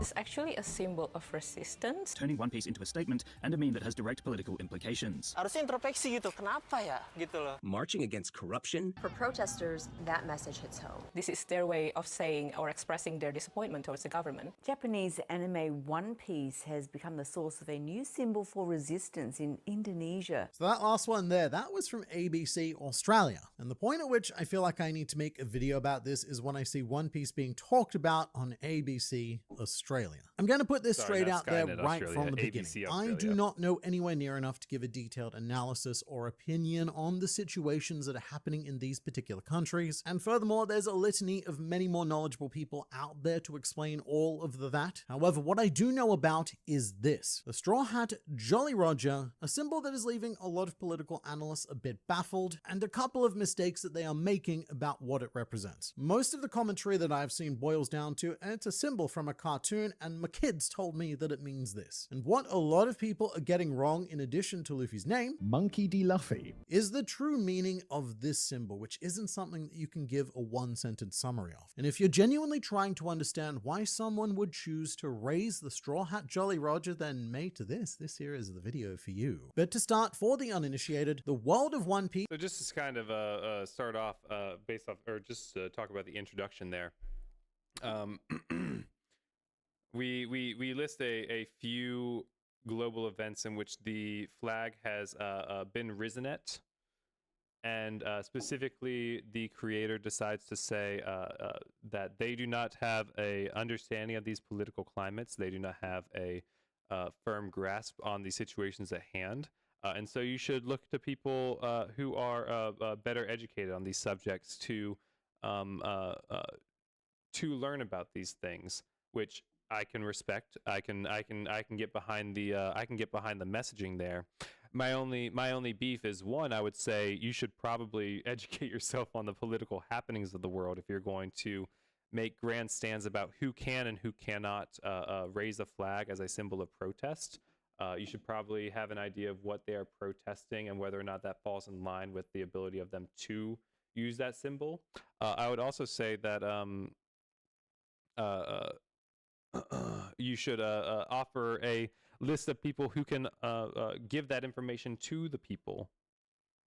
Make sure that you get a list of qualified people that are able to adequately describe the events that are as they are happening, and adequately give a picture as to, again, thank you. Give a picture as to what's going on in these places, and make sure that people are getting this information from reliable sources and not just, any random propagandist that they can find by searching up information on YouTube. Like there's a lot of I guess I would say, like, hand washing of responsibility in this. Like, I want to talk about why I'm upset people are raising this flag that I like in a way that I don't like them raising it. I'm not going to offer any coverage to the, genocide that's going on, that people are raising it in response to. Feels very protect the brand. Feels very I don't want to alienate my my fans based off of their shitty opinions and their shitty takes on and their shitty worldviews. But so far we have a hand washing of responsibility and saying, I don't know anything about these political situations enough to be able to tell you about them, but I am going to tell you about why it's wrong for them to use this flag there. Piece is mostly covered in water, made up of millions of islands, and primarily follows several groups of pirates, all aiming to find the titular One Piece treasure in order to become the next pirate king. Each of these crews has their own Jolly Roger, and in the world of One Piece, a Jolly Roger... Also, is that a Ryoku shirt? He's a misogynist racist. What are you doing wearing that shirt for this video?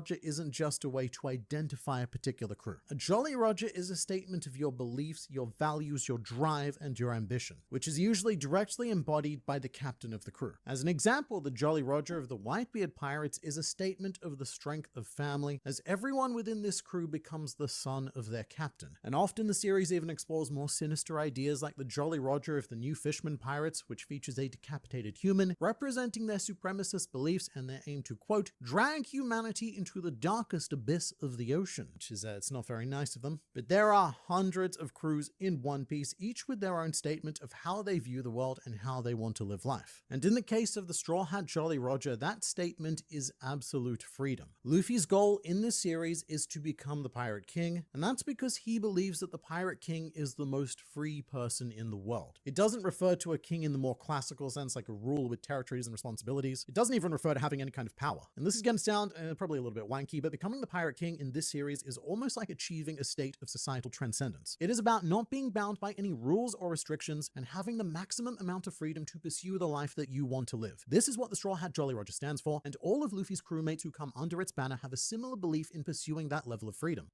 So already, based off of his description, the first thing that I would say is it seems pretty applicable to see this flag raised at any place in which you see oppressed people.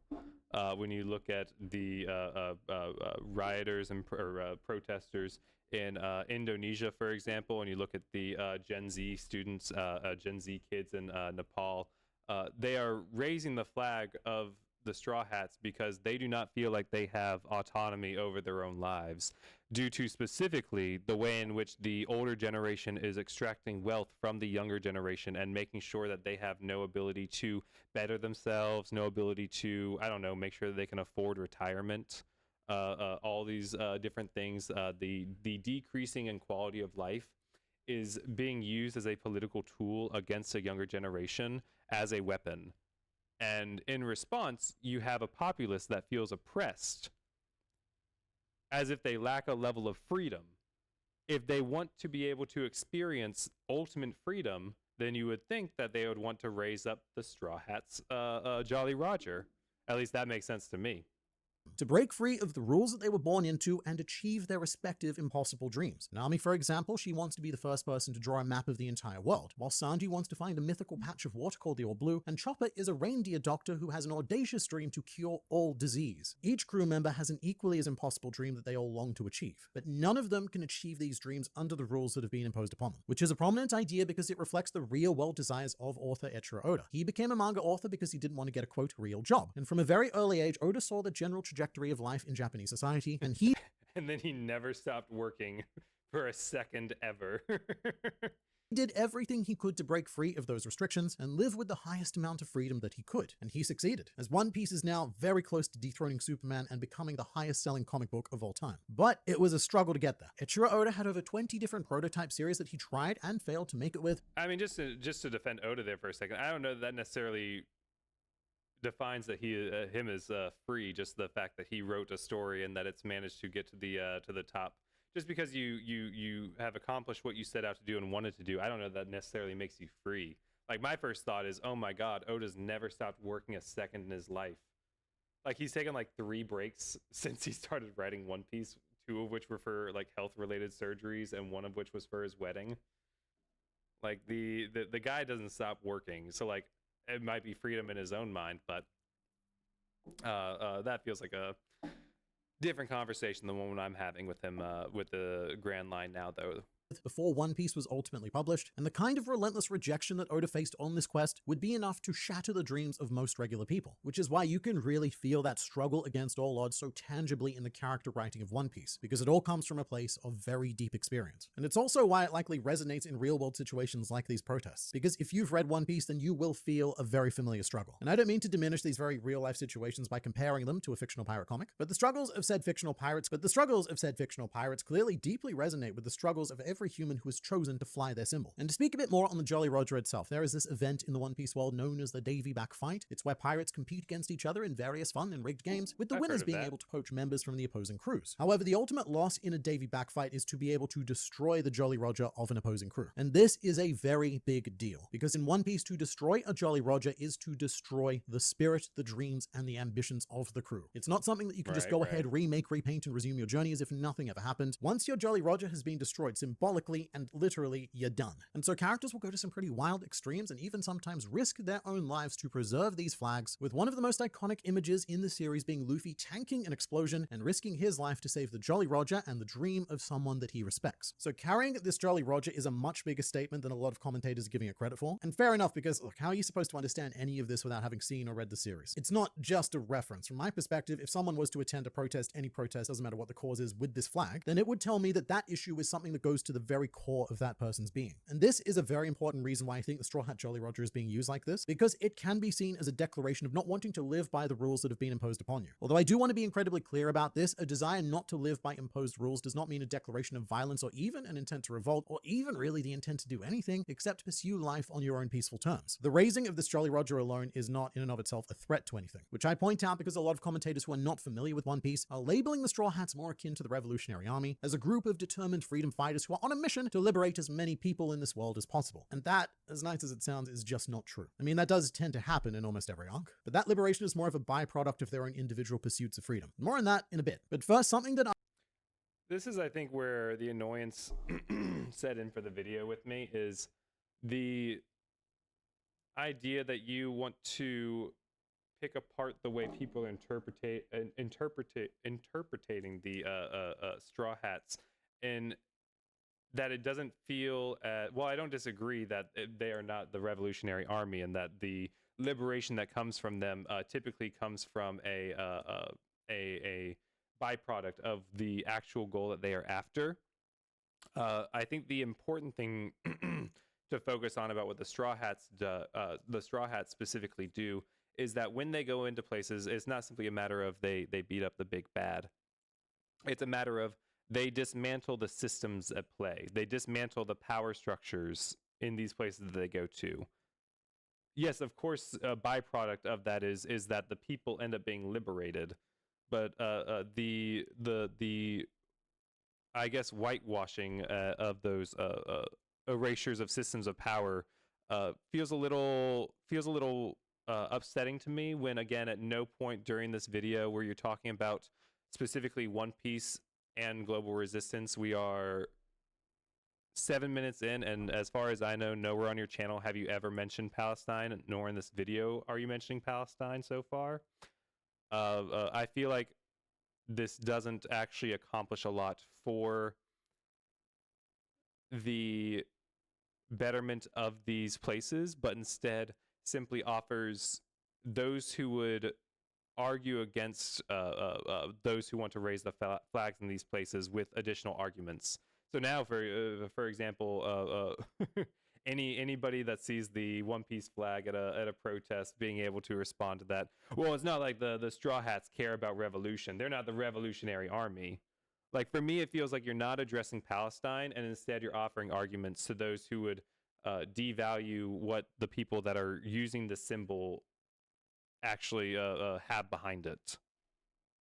I crazily have not seen mentioned by any commentator covering the use of the Jolly Roger is the importance of the straw hat itself. And again, fair enough, because you can't possibly know the depth of what this hat means without 1,000 chapters or episodes under your belt, but One Piece is also a series that explores the idea of inherited will. Inherited will being the dreams of people long departed being passed down through the ages to our modern day characters. So previously I mentioned a character named Sanji. His dream is to find the All Blue, which is a dream that he has partially inherited from his mentor Zeph. And the same thing is true of Chopper. His dream is a continuation of his mentor Dr. Hirolook's work, and often these dreams even span several generations, with by far the biggest dose of inherited will being the Straw Hat, because it has been an enduring symbol for the last 800 years of fictional history in this world. The earliest known wearer of a straw hat is a character called Joy Boy, who lived during a period known as the Void Century. This was a time characterized by a great war that Joy Boy failed to stop, and it almost wiped out a mysterious ancient race of people known to us as the D Clan. However, the Straw Hat symbol was preserved and has made its way through time all throughout the centuries to the scattered descendants of this clan, with one straw hat now being in Luffy's possession in the modern day. I say one because there isn't more than one straw hat, we don't know exactly how many, but currently they are a symbol of this entire civilization as the world government. And the main character Luffy himself, he doesn't know any of this, nor would he frankly care if he did, but regardless, upon his head, Luffy carries 800 years of history struggling against oppression, fighting for survival, and dreams of a better future. And with that in mind, I can see why the straw hat resonates so well with people who themselves feel oppressed, and also why it would be adopted as a symbol of endurance for their cause. And one massive, colossal contributing factor that every commentator misses happens to be one of the biggest spoilers of all of One Piece, and I guess this is your opportunity to go away from this video if you do not want that spoiler, but in 3, 2, 1, it's because Luffy himself has become quite a literal symbol of liberation. Deep within the fictional ancient history of the One Piece world, there is said to have existed a sun god named Nika. He's someone that oppressed people all over the world pray to for salvation, and he has this particular trademark heartbeat known as the Drums of Liberation. And our main character Luffy has actually eaten a devil fruit, which allows him to access the powers of the sun god, which allows him to fight with maximum freedom, ignoring the rules of reality and turning him into a rubber hose cartoon that really cannot be hurt or harmed and even defeated in this form. So when people go so far as to use the Straw Hat Jolly Roger, this is the form of Luffy that is paramount in their minds. And I actually believe that we can trace the increased use of Straw Hat Jolly Rogers in real-world protests directly to when this form was revealed, which was in 2022. Prior to that, it wasn't unheard of to see One Piece references at protests, depending on what it is the protest was about, but following 2022 and the revelation of Luffy's true powers, the Straw Hat Jolly Roger has taken on a much much larger meaning that does appear to have strongly resonated with the real world. Now, having said all of that, I do think some clarification of Luffy himself is very much needed, because in what I've seen, he's being characterized as some kind of justice warrior standing up to authoritarian regimes and fighting for the freedom of the world. And this is a pretty big mischaracterization of Luffy, even if he has in-world become a symbol of liberation, because the truth is that he's not at all interested in the bigger picture of stopping global corruption and suffering, etc. He doesn't particularly care about any of that. Luffy is much more focused on his personal pursuit of freedom. And the reason why Luffy does end up taking a stand against these tyrannical global powers, more often than not, is something scarily simple, like wanting to pay someone back for giving him lunch, or because he's a personal friend of someone within the affected nation in question. But the event that most people immediately point a finger at would be Enies Lobby. This is where Luffy officially declared war against the world government by having one of his crew members shoot through their flag. This is an absolutely iconic One Piece moment, but I think what's often missing when people bring this up is why Luffy did this. He didn't declare war because he thought the world government was a corrupt organization that needed to be shattered or fixed. He did it solely because one of his friends, Nico Robin, was about to be executed by the world government. Robin, at this stage, had all but given up on life, and in order to convince Robin that she had the right to live, Luffy decided to declare war symbolically in order to show Robin that he would protect her from anything that tried to come for her. One of the major enduring devices in One Piece is Luffy doing very big things for very small yet very relatable reasons. And so I do think it is a bit misguiding to treat Luffy as an agent of political inspiration, particularly when there are characters. The reason that Luffy is seen as a, in your own words, piece of political inspiration is because Luffy wants to generally take care of the people that he cares about. He wants to make sure that his friends are fed. And the fact of the matter is that One Piece world, as well as the world that we live in, the entire structure is set up to not allow that to happen without the exchanging of currency. The commodification of food, the commodification of medicine, the commodification of housing, these necessary requirements, and the way in which the government is able to, if you don't have the job or the means to pay for it, able to withhold this from you, and the way in which these systems of power actually interact with the populace, it feels very much like this whole video to me feels very much like a white person walking into a like, we'll say a black liberation group and immediately trying to police the way in which people are using language, or like specifically trying to police the way in which actions are done, as if they have the entire history and the entire experience that the other shares. It feels very much like policing what others are trying to pull and inspire others with, while again refusing to actually talk about any of the injustices that are taking place in the world, such as the genocide happening in Palestine, such as the civil war happening in Sudan, the protests against the government in Indonesia you mentioned, but gave no actual clarification or explanation on what was happening. It again feels very much like okay, fine, I'm addressing this without actually talking about any of the things that other content creators have called me out on specifically talking about. Characters in One Piece who do genuinely embody those ideals, like say Luffy's father Dragon, who is the leader of an organization known as the Revolutionary Army, or Sabo. Yes. That's the thing, though, is that at the end of the day, Luffy cannot achieve the things that he wants to achieve with these systems of power in place, with these axes of control implemented upon him and his friends. He's forced to go against these systems of power and is forced to be a revolutionary icon simply because he is trying to not give a shit. He's trying to stay out of it as he possibly can. He just wants him and his friends to be able to go on a journey together. However, simply because of who they aren't allowed to do that. So he's forced to be this revolutionary icon. And instead, we have a content creator who makes money off of this series, and who I would say would be disappointing Luffy, doing apologetics and offering arguments for those that would get in the way of using Luffy as a symbol. Like, again, now every mouth breather that has watched this video against Palestine can say, oh, well, it's ridiculous that they're raising the flag there in this place because of this, because Luffy's not actually revolutionary. It's just offering more obstacles to fight against without actually addressing any of the disparities of the world. Another fantastic choice for this, or even any of the more obviously good aligned Marines like Kobe. But Luffy himself is a very different creature. Luffy doesn't have a political, or frankly even a moral ideology. You can't assign him anywhere on the spectrum, left, right, center, whatever, because the very act of labeling Luffy as anything is a direct antithesis to the idea of freedom. Because once you have... I feel like that's untrue. Because, I mean, like, if you want to label Luffy, like, if you look at like leftist values, leftists want people to eat. Luffy wants people to eat. Leftists want people to have homes. Luffy wants people to have homes. Like the, again, way in which you're trying to separate Luffy from any kind of political ideology feels like, again, just a very, I'm a moderate, I'm a centrist, this is not political, One Piece is not political take, all in all. Maybe I'm crazy, but this is I think a really sad way to go about talking about the way One Piece has become a symbol of global resistance, as the title says. Because I think it's incredible the fact that the One Piece, the Jolly Roger, has been enacted and risen up in so many places. Because at the end of the day, so many of us do see it as a great hope, as a great source of inspiration. Have a label, you've got a set of rules to live by under that label. And being labeled as anything is an idea that Luffy vehemently rejects consistently throughout One Piece. Luffy will not allow anyone else to define him, nor will he ever explain himself to anyone. And there's a great example of this during the Fishman Island arc.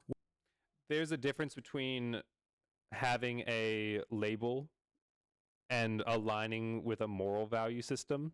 So, for example, he's going to bring up specifically Shirahoshi calling Luffy a hero, and Luffy saying, no, don't call me that. Because hero is a term that hero is a term that comes with implications like the fact that heroes give away their food, the fact that heroes save everyone that they can, regardless of everything. And I don't want to be known for those things. The difference is, though, saying that Luffy is in line with leftist values does not label him a leftist. And even if it did, again, your own predisposition for what a leftist is and your own definition for what a leftist doesn't actually change the fact of what the values are. Of, again, we want people to have food, we want people to have homes, we want people to live fulfilling lives, we want people to have the freedom to be able to pursue what they want to. But instead, we're met with this pussy-ass centrist talk.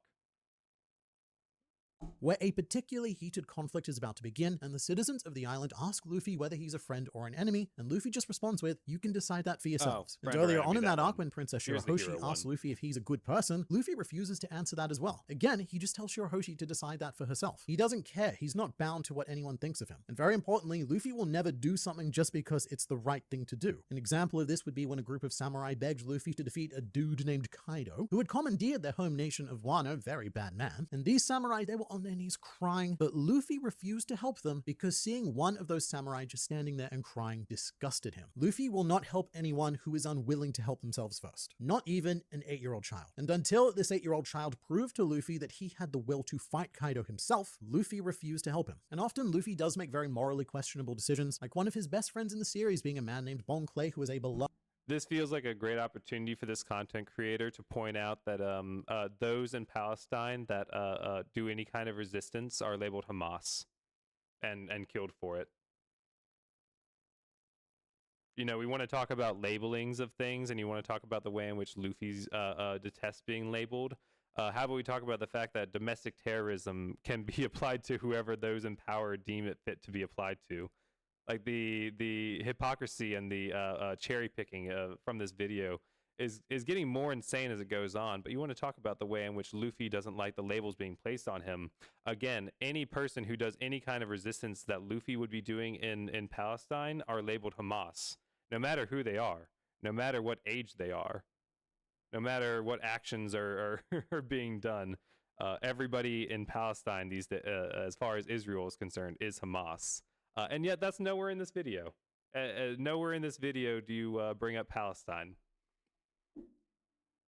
Instead, we just get centrist apologetics and centrist framing on why other people shouldn't be using the symbol that they like in a way that they don't like. loved One Piece character, but he was also an integral and very willing participant in starting a civil war on an island that resulted in the deaths of hundreds of thousands of people. And so in real life, Bon Clay might even be referred to something more akin to a war criminal, but that doesn't matter to Luffy, because he prioritizes a good vibe above all else when it comes to his friends. Luffy can become friends with pretty much anyone, it doesn't matter what they've done. And like this framing just sounds like Luffy would be friends with Netanyahu. He doesn't care about the crimes necessarily. It's about the person. They could vibe. No. Bon Clay is a special exception. is simply all that is. Luffy even goes out of his way to say that he could care less about the actual nations themselves, no matter what state they're in, and that he is just concerned with his friends. There's also a particularly interesting example that I bring up every now and then on this channel, which is during Sabaody Archipelago, where Luffy visits a slave shop looking for a friend of his that's been captured, and after not finding his friend, he just walks straight back out again. Within this shop, there's lots of people in cells crying and reaching out for help, and part of it is even played as a gag, because the owner tries to sell Luffy a fake mermaid slave. But it's one of those moments that makes it clear that Luffy is not a hero, which he himself has literally said on many occasions. Because in this situation, the right thing to do would be for Luffy to use his considerable power to free those slaves, or at the very least go away and form a more intricate plan to free them later. But instead, Luffy just leaves and forgets about all of that. And this is what I mean when I say I think it's funny that you're willing to criticize that, because I'm sitting here with 4 viewers right now, and I'm talking about the crimes that Israel's committing against Palestine. And as I sit here, I look at your 1.29 million subscribers that you have yet to say a word about Palestine to, and offer any coverage on whatsoever, and the, I assume, protection of your brand and the protection of your channel. Meanwhile, I would say that Luffy would probably spit on you. Luffy would probably not consider you to be a moral person, as you take the symbol of Luffy and try to imply various things about his acquaintances, various things about his personality and traits. Again, this is a largely consumed novel, and not everybody is going to agree with you on the way things are interpreted.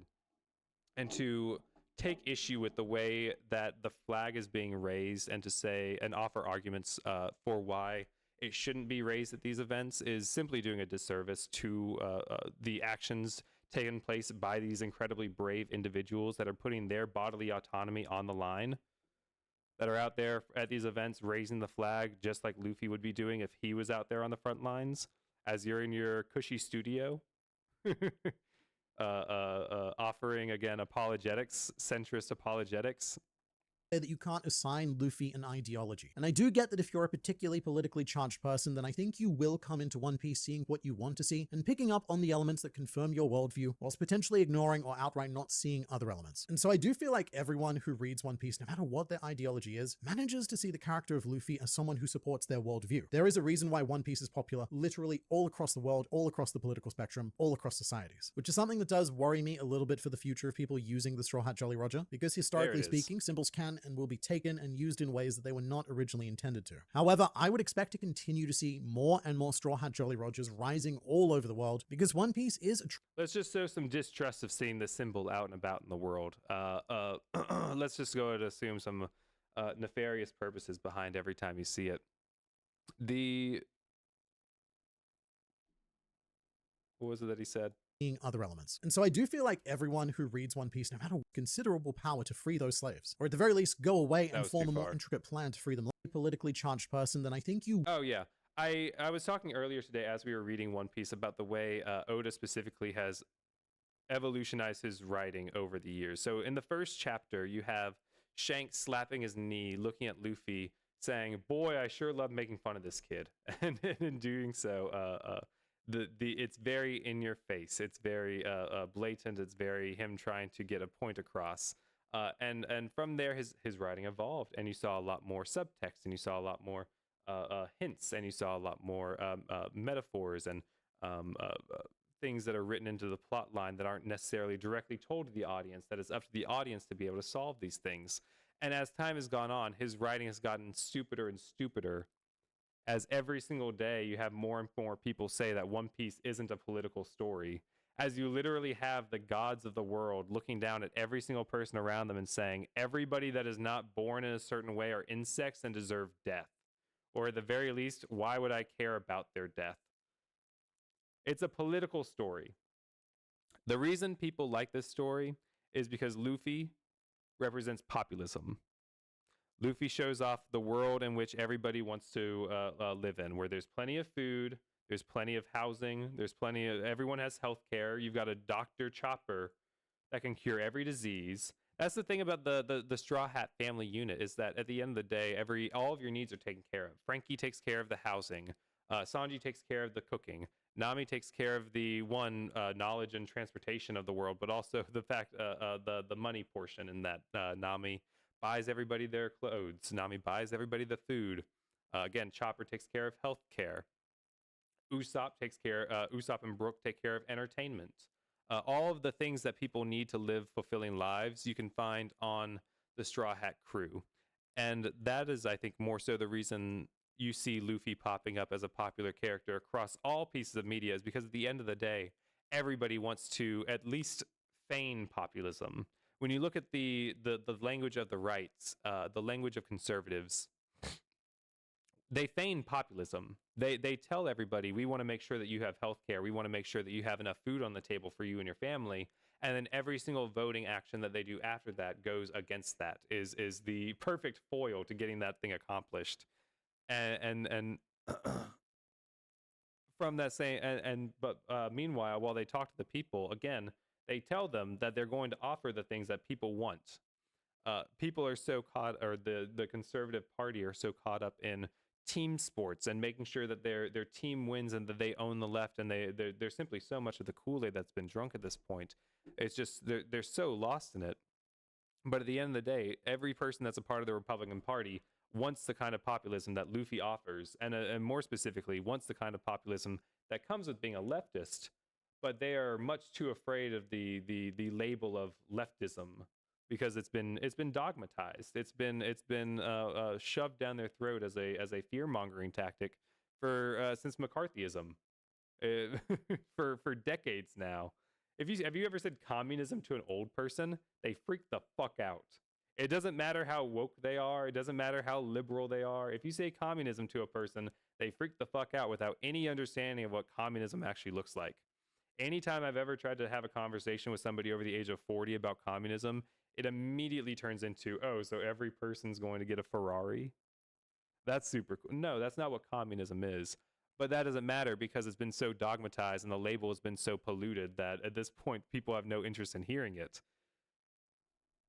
And yet you, while you say that Luffy does not like labels, and that Luffy doesn't want to be called, or don't want to make any doesn't want any assumptions made about him, I've seen throughout this video, you make a lot of assumptions about his beliefs. Will come into One Piece seeing what you want to see and picking up on the elements that confirm your worldview, whilst potentially ignoring or outright not seeing other elements. And so I do feel like everyone who reads One Piece, no matter what their ideology is, manages to see the character of Luffy as someone who supports their worldview. There is a reason why One Piece is popular literally all across the world, all across— I really need a One Piece ICE agent in here. I really need to have a conversation with a One Piece ICE agent and have them explain to me why Luffy is their favorite character, and how exactly their life is worth anything to Luffy when that's what they're going to do.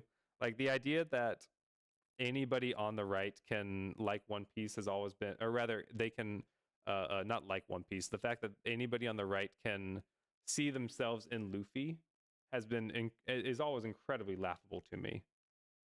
Across the political spectrum, all across societies, which is something that does worry me a little bit for the future of people using the Straw Hat Jolly Roger, because historically speaking, symbols can and will be taken and used in ways that they were not originally intended to. However, I would expect to continue to see more and more Straw Hat Jolly Rogers rising all over the world, because One Piece is a truly global series with tens of millions of readers across the planet tuning in to new chapters and episodes every week, and I have yet to meet anyone who has decided to read or watch One Piece who has not said that their life has been either changed or inspired by it. And I know that it sounds a bit cultish putting it like that, but this fictional pirate comic has a very, very special power to tap into the basic core aspects of humanity that every person on this planet shares. And so it doesn't at all surprise me that this inspiration is carrying over into reality as well. Yeah, I, again, just feel like the entire video, after several other content creators have called One Piece content creators out specifically for not making a statement on the injustices happening in the world around them. You know, we have a genocide happening on our screens 24/7 that we are able to watch. And again, at no point anywhere in this video did he bring up the genocide in Palestine. Plenty of opportunities to. I saw several edits that could have been made where you could fit something in there about them, but this is the hypocrisy that comes with liberalism. You are happy to make a video talking about the way in which these things are happening and your take on it without offering any actual substance to the movement itself, or the rather, even more importantly, to the crimes being committed against those movements. It feels like liberal haberdashery, and I have no time or patience for it in this day and age. And Grandline Review, I would say that you should do better. I would say that you should take a more stanced view, take a more pronounced position on the genocide happening. Let's go back and double check your channel. Again, you are a One Piece content Something creator. very interesting has happened. Let's just double check and make sure there's nothing.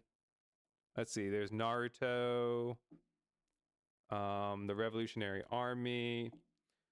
Yeah, not seeing anything about Palestine anywhere on here. So as we look at labels, I would simply consider looking at the label hypocrite and see if it applies to you, considering you make money off of somebody that would not stand for a genocide, and yet here you are not saying anything about it. With that, I am all done for today. Good stream, everybody. Good job. We got through 3 great chapters of One Piece. I get to go watch some Melon Tea content now because I'm all caught up. I can listen to the conversations happening in real time. Not in real time, in the past. But thanks everybody for hanging out with me today. I hope everyone has a wonderful rest of your day. I'm gonna go do some laundry. I've got work starting this week. I think I might stream again on Wednesday. I think I'll probably stream on Wednesday, but aside from that, I'll be working until then. Everybody stay safe. If you have any time, Progressive Victory is always always needs more volunteers who can sign up on their website through their Discord.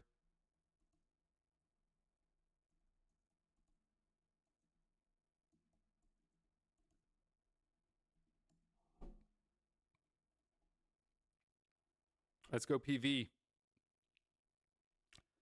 Let's go PV. Get out there and do some volunteering. There's still a little bit of time to canvas for Zoran, I believe. Everybody be safe. Everybody have a great day. Let's get some music.